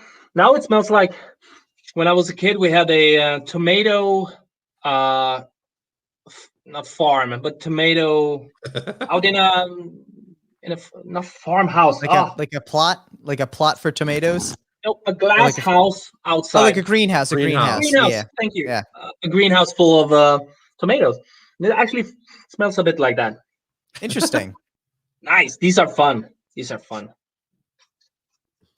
I'm very sorry. I'm not gonna do like a hidden review only for myself. Cool. I will take a look at these because Nice. I felt like I don't know if I'm gonna open these. But now this is a great content, I think. Dude, it's an interesting deck too. I mean, all things considered, it's a good deck to use until it poops out. So Yeah. Yeah, it felt kind of good. But I Yeah. have a special for you because all right. I have this. Oh, and this is sealed by me when I did playing card inventory when I kind of was 16. I gathered decks from my grandma and grandfather and people that had decks in my family, and I found Nice. this, and this is from. I'm not sure. Whoops! Wait, sorry. I have a deck of Cam. 1933. I think. Can I? Wait. Yeah. There you go. There it is. Yeah. This is a deck from 1933. I sealed it late 90s All in right. this Ziploc, and it even says, "Wait, there, 52." So you know it's complete. Nice. Okay. I don't know. Probably this is gonna smell quite different. So I'm doing an extra sniff. Oh, it's like a old Musty. bookshop. Yeah. Nice. Like that. Nice. Yeah. That paper mustiness. I love it. Yeah. And this is from Sweden's most famous. Hopefully, this didn't leave any residue. No, this is from one of the oldest Swedish playing card companies. Bergs. It's called Bergs. It says anyway, but this is a poop deck from 1933. Nice. But it has a kind of a. I dig the artwork. This is very classic for Sweden, actually. That's really cool. Cool. Yeah. And the D is for dame in Swedish, kind of. Okay. Yeah. Yeah, it looks very clumpy. Yeah, and the ace is called S in Swedish, so Okay. S with an ESS. So that's why the E. That's Yeah. cool. And the king. That's quite nice, I think. Oh, Yeah. and here we have like some of the cards are a bit worn. Yeah. But come on, this is almost 90 years old. I know, right? Dude, it's in really good condition for 90 years old, though, and for something that was actually played with. Yeah. Yeah, and it has linen finish. And it's the stock is actually good. It's buttery. Nice. Buttery stock. Nice. It's been loved. Got some worn in aspects to it. That's so cool. Yeah. And I'm not sure how they will fan. Not so good. It's clumpy. Not the worst I've seen though either, so that's really not too bad. I can't do the pressure fan. Maybe I don't know. But yeah. This was fun. And I love that old school like vintage artwork too. It really does look beautiful. Yeah, and the back is kind of a classic, but nice. Come on.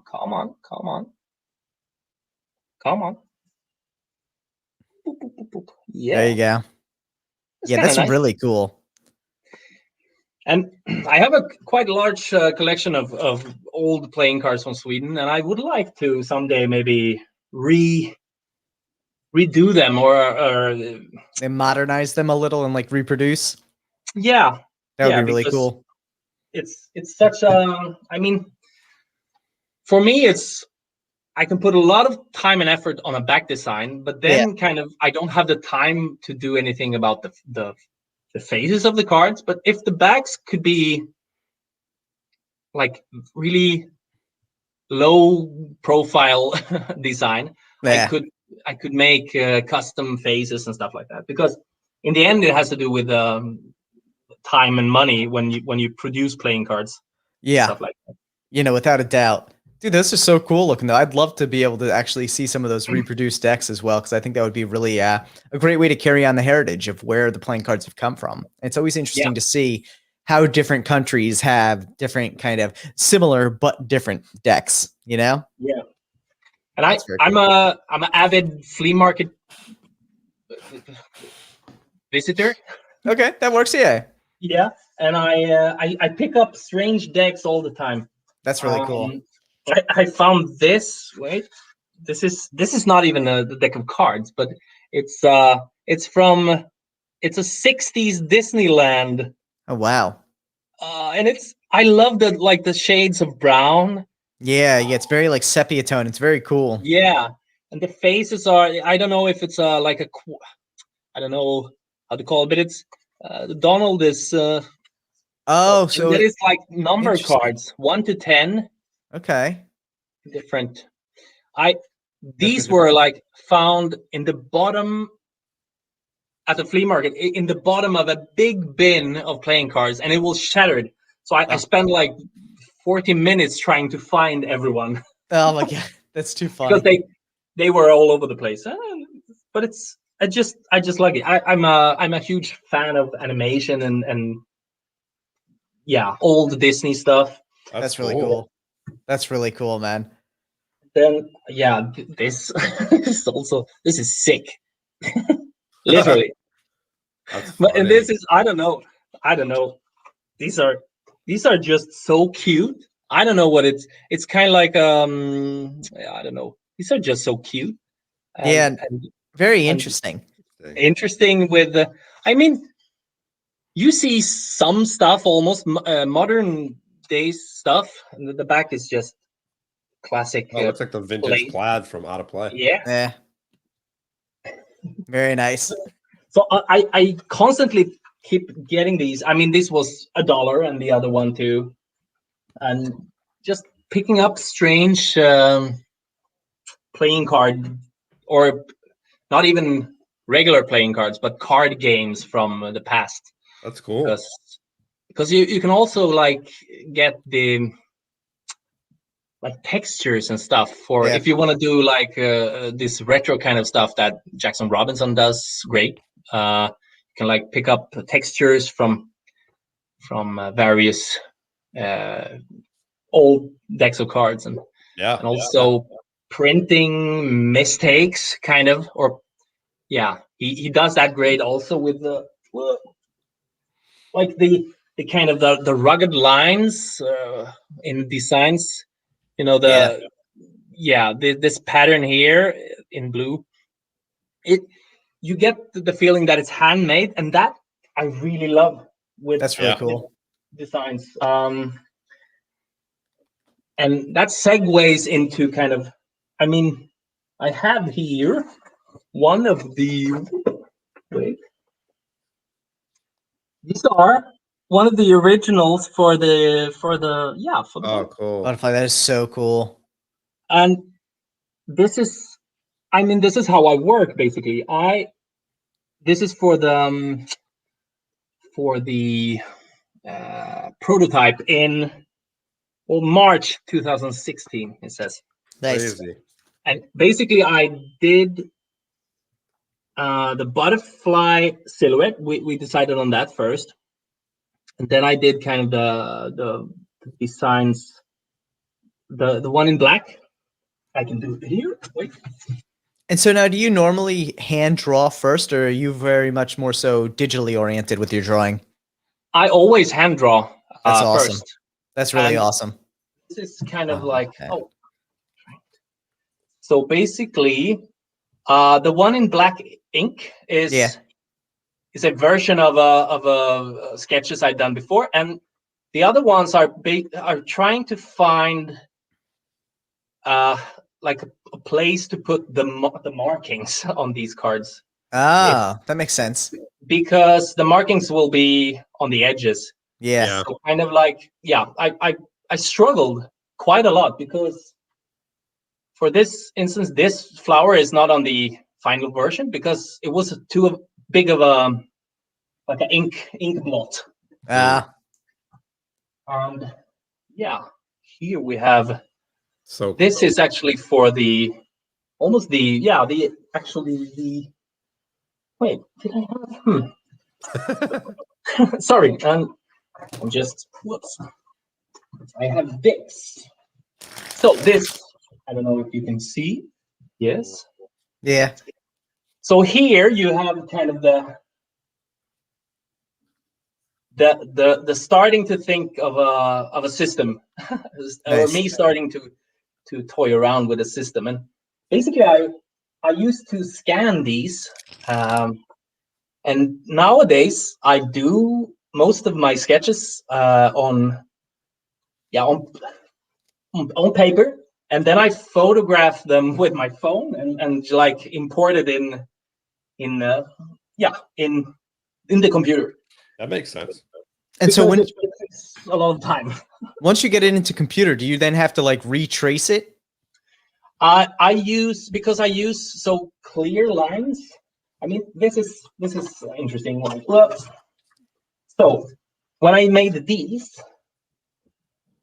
are like outlines of butterflies, and I used to take these to work on the subway. I used to work part-time at a school. Nice. On the way there on the subway, I had these outlines, and I tried to fill them in interesting ways for the Joker, because the Joker has this. I only have the. Yeah, it's always like filled in with the patterning. Yeah. Yes. So cool. So I tried different things, and this is actually the way it was eventually. But I done it. I then did it in what do you say? In ink. Yep. Okay. And because I did it in ink, it was really easy to kind of scan it or have it legible. Yeah, vectorized. Yeah. No, that's really cool. It is cool. So yeah, well, Beautiful. I have a lot That's of so cool. sketches, but basically, oh, I have a lot of sketches like this. Hilarious. Let's see if Tyler even noticed. I noticed. Thanks, Steve. That was the reason I was off cam for a bit. Dude, that was an impressive switch there, and I love the red and white polka dot. It looks very clean. I'm not sure it makes the imagery go like moire. No, you're good. No, it looks good. Yeah. This is one of my favorite suits that I did not wear on TV because the TV camera people were like, "Oh, don't come even close with dots. We don't like dots because they are alive on the." That's TV. too funny. So now, having been on TV in the past, would you ever aspire to be on something magic related television wise, something like Fool Us or something like that? It would be fun, of course. I thought about it when they were looking for people, and I have stuff that maybe could work, but I feel I don't know. I don't feel that I don't feel I have like the trick that would make me come out as like the person I am. Like, I don't know. I do some small silly tricks with my mustache, and stuff like that. But it was difficult. I've been on the Sweden Got Talent 2 times, but I was removed from the final production. Oh wow! How come? I was not too bad and not too good, probably. So just a little too middle ground. Interesting. Yeah, but yeah, and it was not my fault actually. It was circumstances on the set that made it like that. Okay. It was. I have like my set of magic tricks that I do for when I go and do walk around. I've had the same kind of set for a long time now because I really like it and it's like well thought out. Yeah. But stage stuff, or rather like the more original stuff that I actually do on stage, have always been the result of very intense think tank, just maybe weeks before a competition or something, and I do it once, and then after the competition I move on. So I have a lot of material that I don't remember anymore, that I have on notes somewhere, that could be really great if I were to do them as much as I've done my close-up work. Right. So basically that's where I am. Then the close-up work did not work as well on the talent show, because this was before you could approach the judges, kind of like.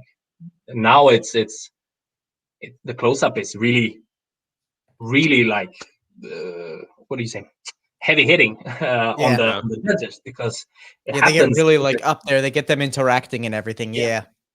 I mean, you could just steal Shinlin's tricks and win like the Italian dude did. Yes, but I'm not that. I have known Shin since Blackpool 2012. Before he was like superstar Shin. Yeah. Shin. He was quite a lot in Sweden for a while. Yeah. That's cool. Nice. I really like his style, and I'm very happy for his sake that he has become a superstar.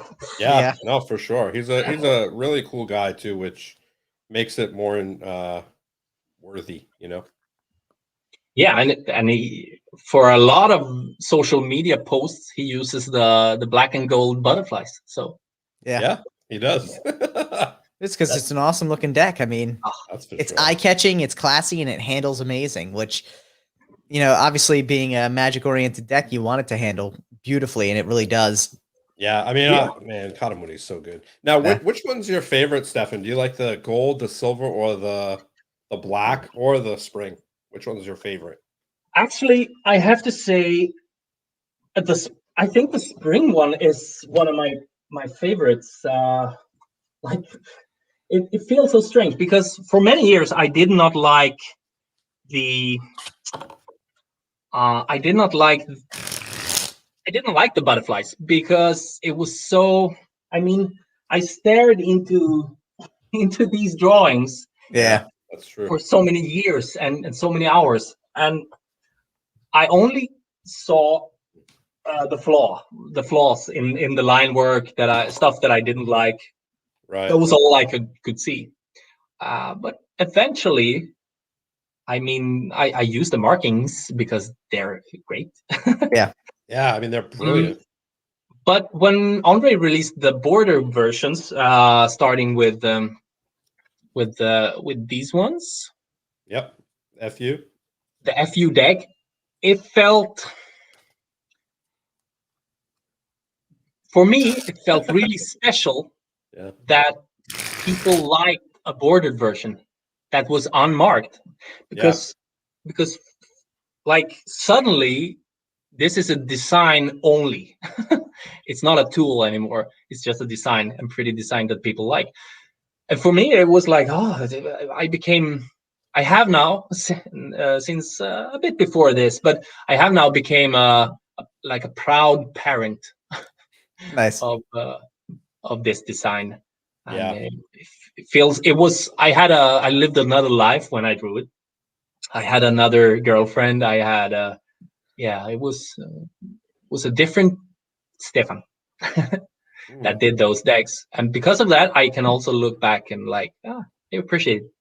But Interesting. however, when the when the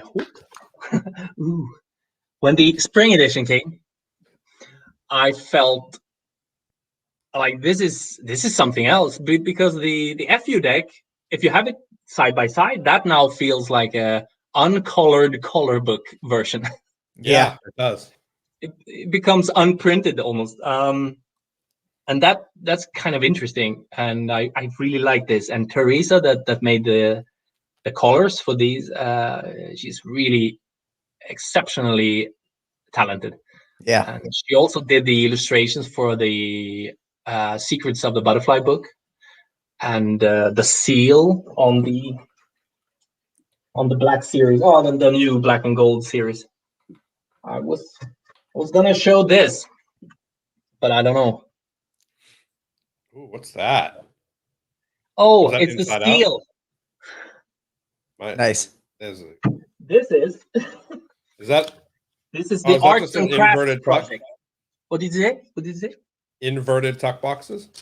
Yes, Those are cool. I made them myself. Nice. Yeah, because I don't know. I especially this one. That I was really nice. love the black on black, because if you have it like off lights, it just looks like a black deck. Yeah. And this is I don't know. It's something else, and I like a good limited edition. So this is as limited as they get. Yeah. You can make your own, of course, but you have to be kind of comfortable with arts and crafts to do it. Yeah. Yeah. Or have a handful, so if you mess it up, it's not a big deal. Exactly. Once one of your gold black butterfly have become your poop deck, you can Exactly. Exactly. Oh my god, I love it. Yeah, I mean, I think they're just so beautiful. I mean, I love them. They really are a deck on its own. You know, it's definitely a deck that will always be in my top list for sure. Thank you. It's I mean it's of course it's mostly Andre's deck, because without him it wouldn't have been what it is. with that said, it wouldn't become what it is if I was not a part of it also. I love the I feel collaborative so. aspect of it. Like Yeah. that's really cool. Like it wasn't just like it. You both were very, very hands-on in the design process, which I think is so amazing because that's not necessarily what you see in a lot of decks these days. A lot of decks, either the designer's doing it and they're not taking outside feedback, and they come up with a really nice deck, or they're more so a client comes to them, tells them what they want, they go do their own thing, and then they come back and say, "Here you go." Like that collaborative build out process really has made this such an iconic deck. Yeah, of course. I'm just going to see some. This is just some early. I'm going to do this. This is just some fun. This is the Psyche deck. Oh, nice. And why? Because in some language, Psyche means butterfly. That's really this cool. This is actually this is from June. No, this is an earlier sketch, but this is like box art sketches. That's cool. So it becomes something completely different. And I actually have. I'm not gonna change suit again, so don't. I mean, hey, you can change as many times as you want. Actually found this also. This is more of the marking system. For those who knows, you know. Yeah, that is so cool. This is kind of gap. It's so clever though, and like trying to figure that out must have been extremely difficult. Yeah, and I have to say it's Andre gave me almost free hands. If that's a term. Yeah. Yeah, like free reign basically to do as you saw fit. Yeah. Yeah, but the problem was his system was so complicated, so he had to like treat me like a 5-year-old to like it's like this and this and this. And then when we settled for a design with flowers and leaves and stuff like that, I thought that okay, this will kind of work with this could work as the way to separate them from each other with the different leaves. But with that said, I mean it was not always a butterfly and leaves. So we started out with trees because I thought the branches could be nice when they were exiting. But I have this is a printed version with this light blue. It's also like have there 2, 3, 4 and stuff like this. And this is basically how the originals look. And I did new versions of every flower and stuff like that. And this is actually a really early design. You see here, this is basically flowers and like leaves that. Yeah, I really dig the shading on the wing there too. Oh yeah, this one. Yeah. Yeah, well, it was different. Here we have some. I just basically found this packet, and I haven't kind of looked through. Oh, this is the one that were printed. So this is the first. What do you say? Prototype. Very cool. And it looks very much as the final version. One huge difference is actually the flower. It's more. It's a different one. You can compare with your own deck. And some of these leaves over down here were really not looking good. And damn, I struggled with those leaves. Dude, I can't even imagine. And it was like, well, maybe I have these sketches of the leaves here. It was so funny because you had, eventually I was just sending Andre leaves. Yes. It's like, how do you like one of these? He's like, nope. Maybe this, maybe that. And this is a fun thing. I always put dates on most of my work, because I find it really interesting to go back and kind of patch it all together to see. I don't know. I'm a sucker for archives or archival, the archival aspect of a project like this. Nice. But I mean, it's a huge project when you look at it in the amount of sketches, and this is just for printing nerds. This is kind of like the PMS. This is a type of a I like color. the color codes. Yeah. Yeah, the color codes in SMYK, but the PMS is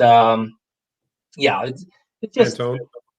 yeah, exactly. And here we have, oh my Oh, god, that's a cool talk box. yeah, look, it's cool, but it's very different. Yeah. Oh, Wow. that's cool. And it has the name of butterfly, right, in different languages. Dude, that is so That's really cool. Yeah. Andre needs to do that as like a limited edition. Like Origin Edition or something. Yeah. And it says species number 1, and I That's don't know, so it's fun. cool. Oh, and this is important stuff. When you try a design, how it look in scale 1:1. So this, for instance, this is an early design. You know, it's too cluttered. Yeah. Yeah, there's a lot of small detail in there. Yeah, when I look at this, it's like, it could have looked like this. And it would have almost blended together. I mean, don't get me wrong, that's beautiful still, but for something different. And because we talked about the spring edition, I find it interesting that we were talking colors from the get-go. So I found these. These are some color variants, and this one should be almost like the ad card that was with the first edition of the butterflies, the black, the blue and the red. We had an ad card that had the instructions on it. Nice. Kind of. And that has that same color kind of. We have some more. This is an early design, so this is basically, this is very different. That's what the branch is, yeah? Yeah. That's really interesting. That's cool. And as you see here, this is the lazy ass design, because I only used the butterfly silhouette as a cutout. Nice. So you cut like flower here. This is cut. Yeah. And the great thing about final design was actually, I wanted to do like that. I wanted to have the outlines of the actual leaves and flowers to create the silhouette, but that's a lot of work to do. Yeah. So I went with this way, and then I think it was Dan or Dave Buck who was in contact with Andre that said that it should definitely be the way it looks now. Yeah. And when he commented, I think it's Dan. Probably. He's the graphic designer one of them. I might, sorry, I don't know you guys, so I'm sorry if you anyway, when I got that input from people that were like famous, huge and famous, I felt like, oh, I really need to do this now. And actually the project became more fun. Yeah. Because it was Christmas 2015, and Andre sent me a message. He was like, I really need a good version with the butterfly now. Otherwise, if I don't get it until New Year's, I'll have to go further with another design, because Lawrence from Legends Playing Cards, I think. Yeah. He had kind of a design that would work to change, that he wanted to give to Andre. But Andre felt like he really wanted to do it with me as a designer. And for that, I am forever grateful to him that he kept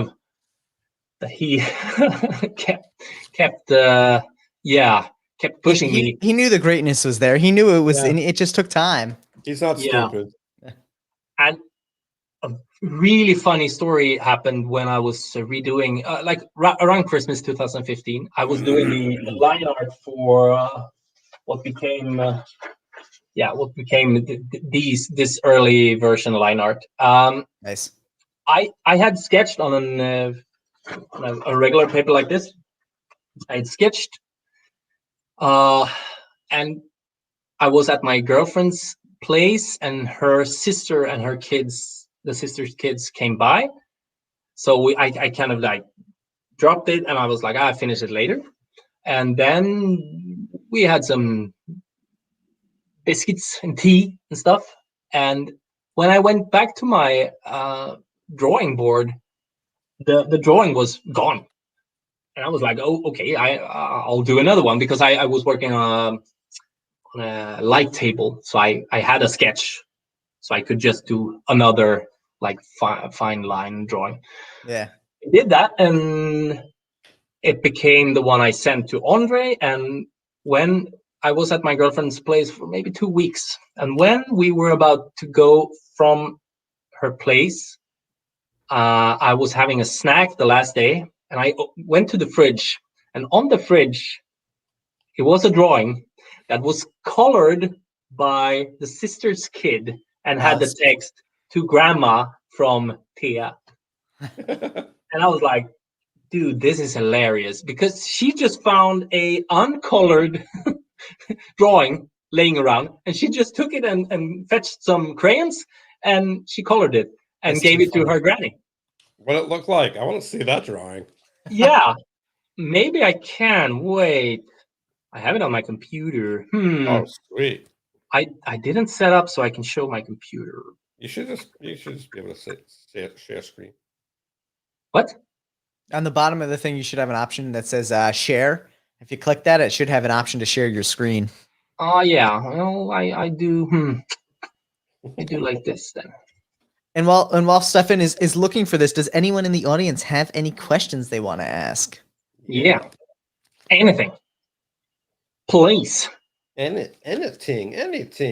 I gotta say, I'm excited to see what other decks you have up your sleeve, because, well, first off, I'd love to see what's up your sleeve in general, but it wasn't a pun, because no, it wasn't a pun, but it was magic related. It was kind of funny. Okay, but anyway, I'd love to see what other decks you do have in the works, because honestly, like I said, I think the butterfly deck is so iconic, but I'm sure you have so many other designs kicking around in your head that are going to be just as amazing.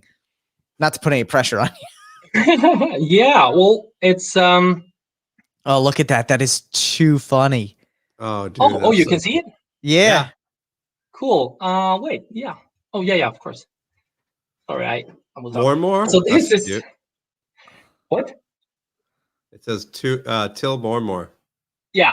So that's To Grandmother from Thea is her name, and that's in Norwegian cute. Actually. So that is really funny. Yeah, and for me it was kind of the, what do you say? Oops, sorry. I kind of wait. I put this as an overlay on myself. No, it was, for me, it was like a true sign that the design worked, because it looked like something that was meant to kind of use. Be filled in and used. Yeah, that's really cool.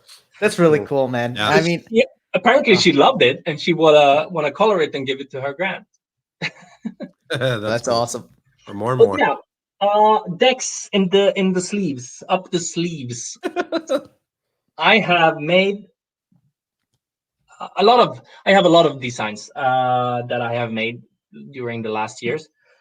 On my Instagram, I think there is 12 or maybe 9, just 9 designs that I did 2019 for a challenge, internet challenge called Inktober, and it's usually for illustrators. Oh, but I thought, well, let's do sketches in my sketchbook, and I can kind of make a playing card design or a theme for a back design every day. And I tried to keep up the pace, but I only managed to get I think 15 or 16 complete ones, like digital concepts. Yeah. And some of them were really good, I think, and really interesting to expand on.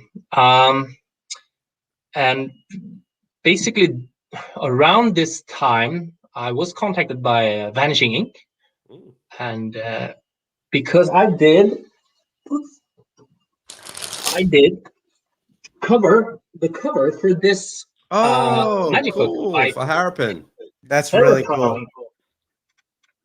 We love Yeah. Harrapin. Yeah, and this is a really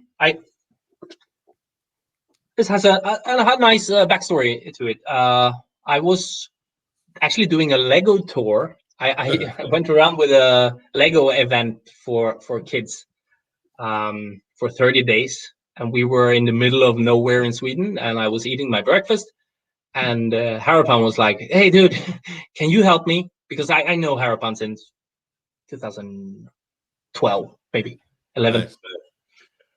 And this was 17, maybe 2016, 17. And he was like, I really would like you to try and do a cover for my new book. I was like, okay, cool. I can do that. So I did some scribbles in my sketchbook, and he came back and like, I really like this. You have to do this. I look with the Vanishing Ink and see if you can get paid. I was like, okay.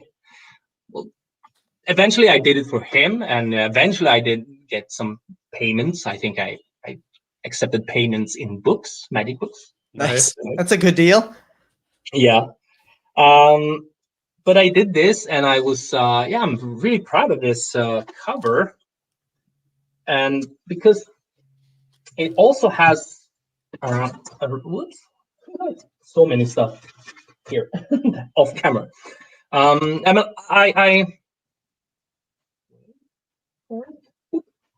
This has a reveal in it. Ooh. Because this is inspired from well, first of all, Principia, it's the name of the book. That's borrowed from Isaac Newton, an Isaac Newton book that's called Principia. Nice. So I kind of went through all the Newton notebooks and found diagrams that kind of look similar like this in the way it looked. They all had like notes with this is some physics stuff with all these letters.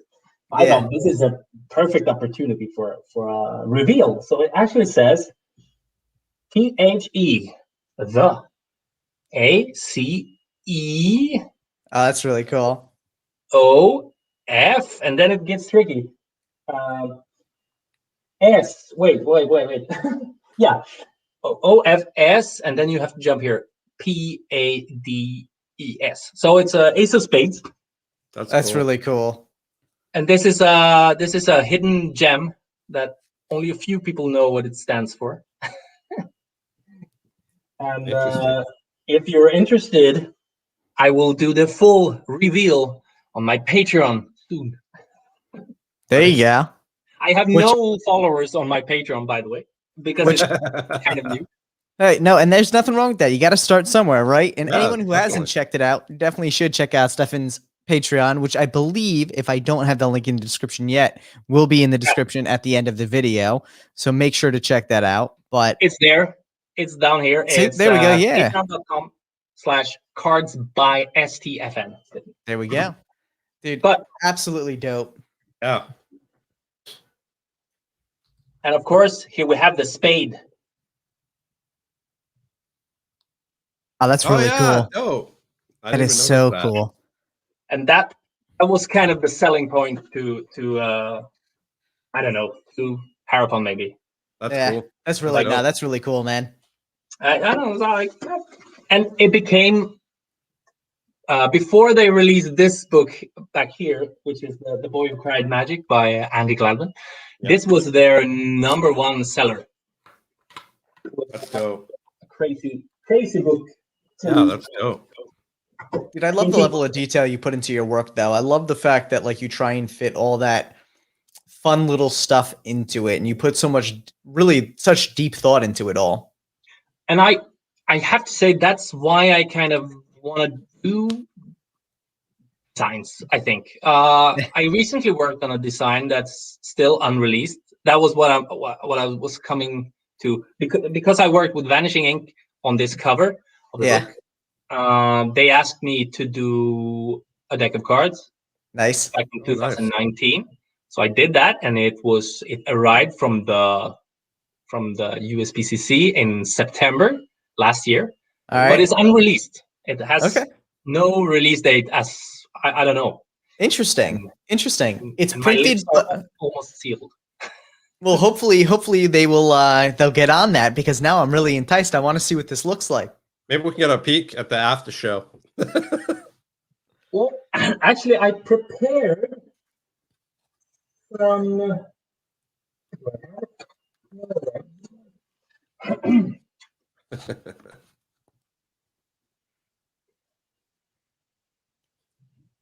He looks like he's up to nothing. No good. Oh, look at this. Wait. I need to do this. If I accidentally flash it. Wait. Whoa. People will. No, I cannot have it there. People will try to see it. No, but actually, this is the inverted tuck for it. Oh, that's really cool. I love how it's like a little like handwritten note that you'd find in like a book or like math homework or something. That's cool. That's really cool. So, and this, I'm not sure the date for this, but believe me, you will know. And I will write about it on my Patreon. Yeah. Nice. Which again, everyone should check out the Patreon. I always love designer Patreons too, because you get such a sneak peek to the behind the scenes stuff of it. You really get to see a lot of the thought process and the design process, which makes it that much more easy to connect with. You know, it makes it so much more meaningful as well. Like, I love it. I know Lorenzo was in the chat earlier. He does a phenomenal job with sharing the message on his. Like, so many designers really do such a good job telling the story and involving you in the process. It feels like you're a part of the whole thing, which is really cool. Yeah, I mean, Luke Wadey puts so much information on his. It's really, really cool to see the processes, whether it's working on a logo or anything. You know, it could be a deck of cards or, you know, whatever. And now you're going to have to all check out Stefan's Patreon so that you can check out what's posted on his and get all the sneak peek and behind the scenes stuff. Yeah, and I should have made this plug a bit earlier, because now after 2 hours, I'm not sure who's watching still. But anyway, my plan with my Patreon is actually because I love to produce playing cards, even though I have not like produced my own yet, like completely my own. But I love the thought of it, or the idea of it. And I would like to, I have like 2 slightly higher tiers. It's affordable. And I will send people up to 2 like limited editions, you know, limited editions designs per year that probably will never come out in full scale, because that's really cool. Because I just want to make a new thing like right away. But still, this deck that I showed you, the unreleased one, every single part of that thing has meaning to it. There's nothing like I drew this and it looked good and now it's there. It was all like, it's so much work. So because of that, it's also fun to kind of have a small, like, fun novelty idea that you make something out of quick, and have a small audience for it that really appreciate limited editions. Also, and I really want to make them. I want to make them something special. Like, I don't know. I'm experimenting with creating my own tucks. Nice. So I don't have to order cheap tucks from Make playing cards. Maybe the cards will be printed by like digital place like that. But I mean, they are getting better and better with their cards. And for I don't want to say it's gonna be novelty decks, because it's not gonna be. I mean, I have maybe 100 ideas in my sketchbooks of playing cards, and you better get going. Yes. So I'm probably gonna do a couple without any Patreon people. So like this, you could have had this. Thank you, Michael. We appreciate it. Michael, thank you so much, buddy. Dude, Oh, Lego that's a Master. very nice comment, Michael. we're definitely gonna get some more. I'm like fascinated by Legos now after all this discussion. We're gonna be checking everything out. So, And hey, maybe if you're among the 5 first patrons that sticks with me for a year or something, you're definitely gonna be a super VIP. Like nice. Dude, there you go. See, that's a steal right there. VIP. To get a behind the scenes look at the brilliant mind that had a hand in the creation of the butterfly playing cards. That is a absolute deal there. And hopefully some people go check out that Patreon, which the link is right down in the description below. It's an easy click and you get a lot of fun stuff with it. So yeah. I'm also gonna post stuff that is unlocked occasionally to lure people in. But actually, you gotta just keep doing this. Oh yeah. He will give you mustache styling tips too. Yes, maybe if you pay for it, I'll get it to you. Yeah. I love it. I absolutely love it. I want to also I want to kind of collect all my illustration and graphic design work that has a relation to cardistry and magic, and not cardistry maybe, but not only playing card designs, but I recently did, this is an unfinished, but I recently did this. Oh, cool. This is this is like a comic book. That's really cool. Yeah. For my friend Nicola Arcane. She's releasing a book, and we talked about it, and it was like, maybe I pitched it, maybe a comic book cover. That is so dope. Like, I love it. That's dope. And stuff like that. And I mean, when digging among my things, I found a logo that I was really excited about. I couldn't find the complete version. Oh, maybe. Oh, it's a combined version. In 2015, Marty Gilbert. Oh yeah, you know Marty? Nice. Yeah, we know Marty. He reached out. We met maybe 2014 in Finland, I think. I made a poster for Shane Cobalt and Marty Gilbert's show that they had called Modern Magic. I made a poster, a huge poster, like the big poster size on the cinema. I made a poster for them, and he reached out that he wanted a small logo for like a magic comedy scene he was opening. So I did this is like Open Sesame, and it was combined with this is the sketch. Oh, that's really dope. So I'm really pleased with this, and I forgot about it. And I just found the notes in my drawer. This is definitely why you need the Patreon. Not even just for people getting a sneak peek at it, but so you have somewhere that it's all contained in one spot. Yeah. I love it. That's so cool, man. That's awesome. And this is something you don't see, because why would you wanna? But this is all the line work that fills up the butterfly playing cards. Oh, that's the so inside dope.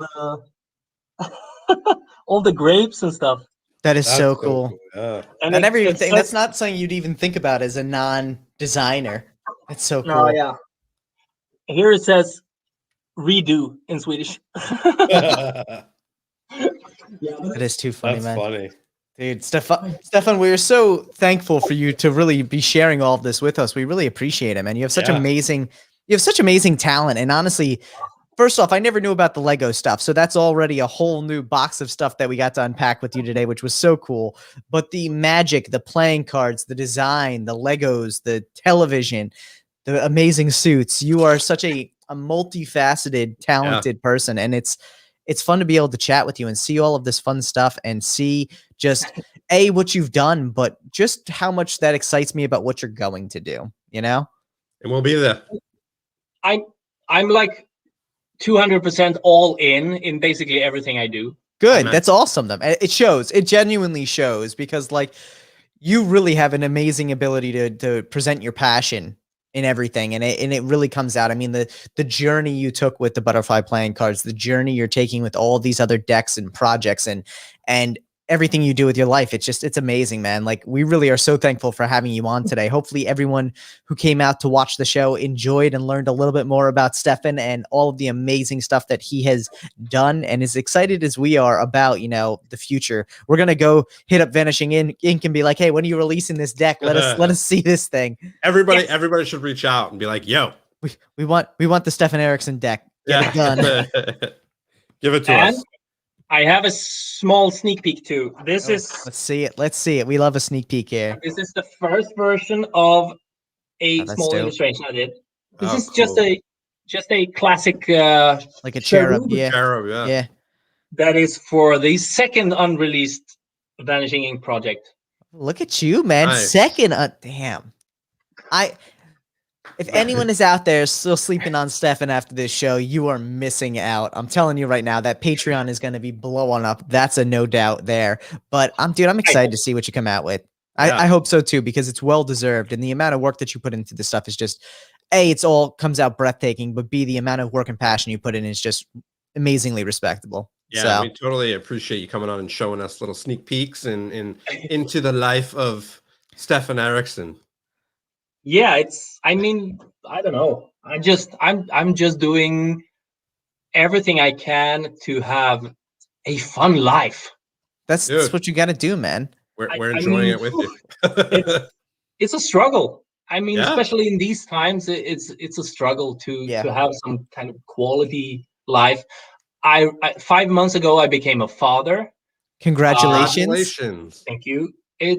That's a whole new thing that I always thought I would never do, because it's one of those projects that, you know, I cannot just throw it away if I get tired of it. Yeah, you can't write or make a new one. Swedish. Yeah. Oh my God. That's funny. It's a struggle, and but it's lovely. And it actually, even though I always felt during the years that I do nothing. It's like when it's time to sum up the year, I think I haven't done anything this year. And then I kind of go into my folders on the computer. It's like, oh yes, of course, it was like these 10 logos and 1, 2, 3 graphic designs for covers, and then all of 30 magic shows. You know, you start to think, because I have this mindset that I want to do something else or something new, I totally forget that I'm doing quite a lot. Yeah. Now with a kid, I hear everybody starts, there takes a lot of time. I don't have time to do hobbies anymore. But I feel the opposite, because now I don't have any time to kind of be lazy and throw around, because when she's asleep, I'm doing something creative. And right now she's asleep a lot, so it's a good vibe right now.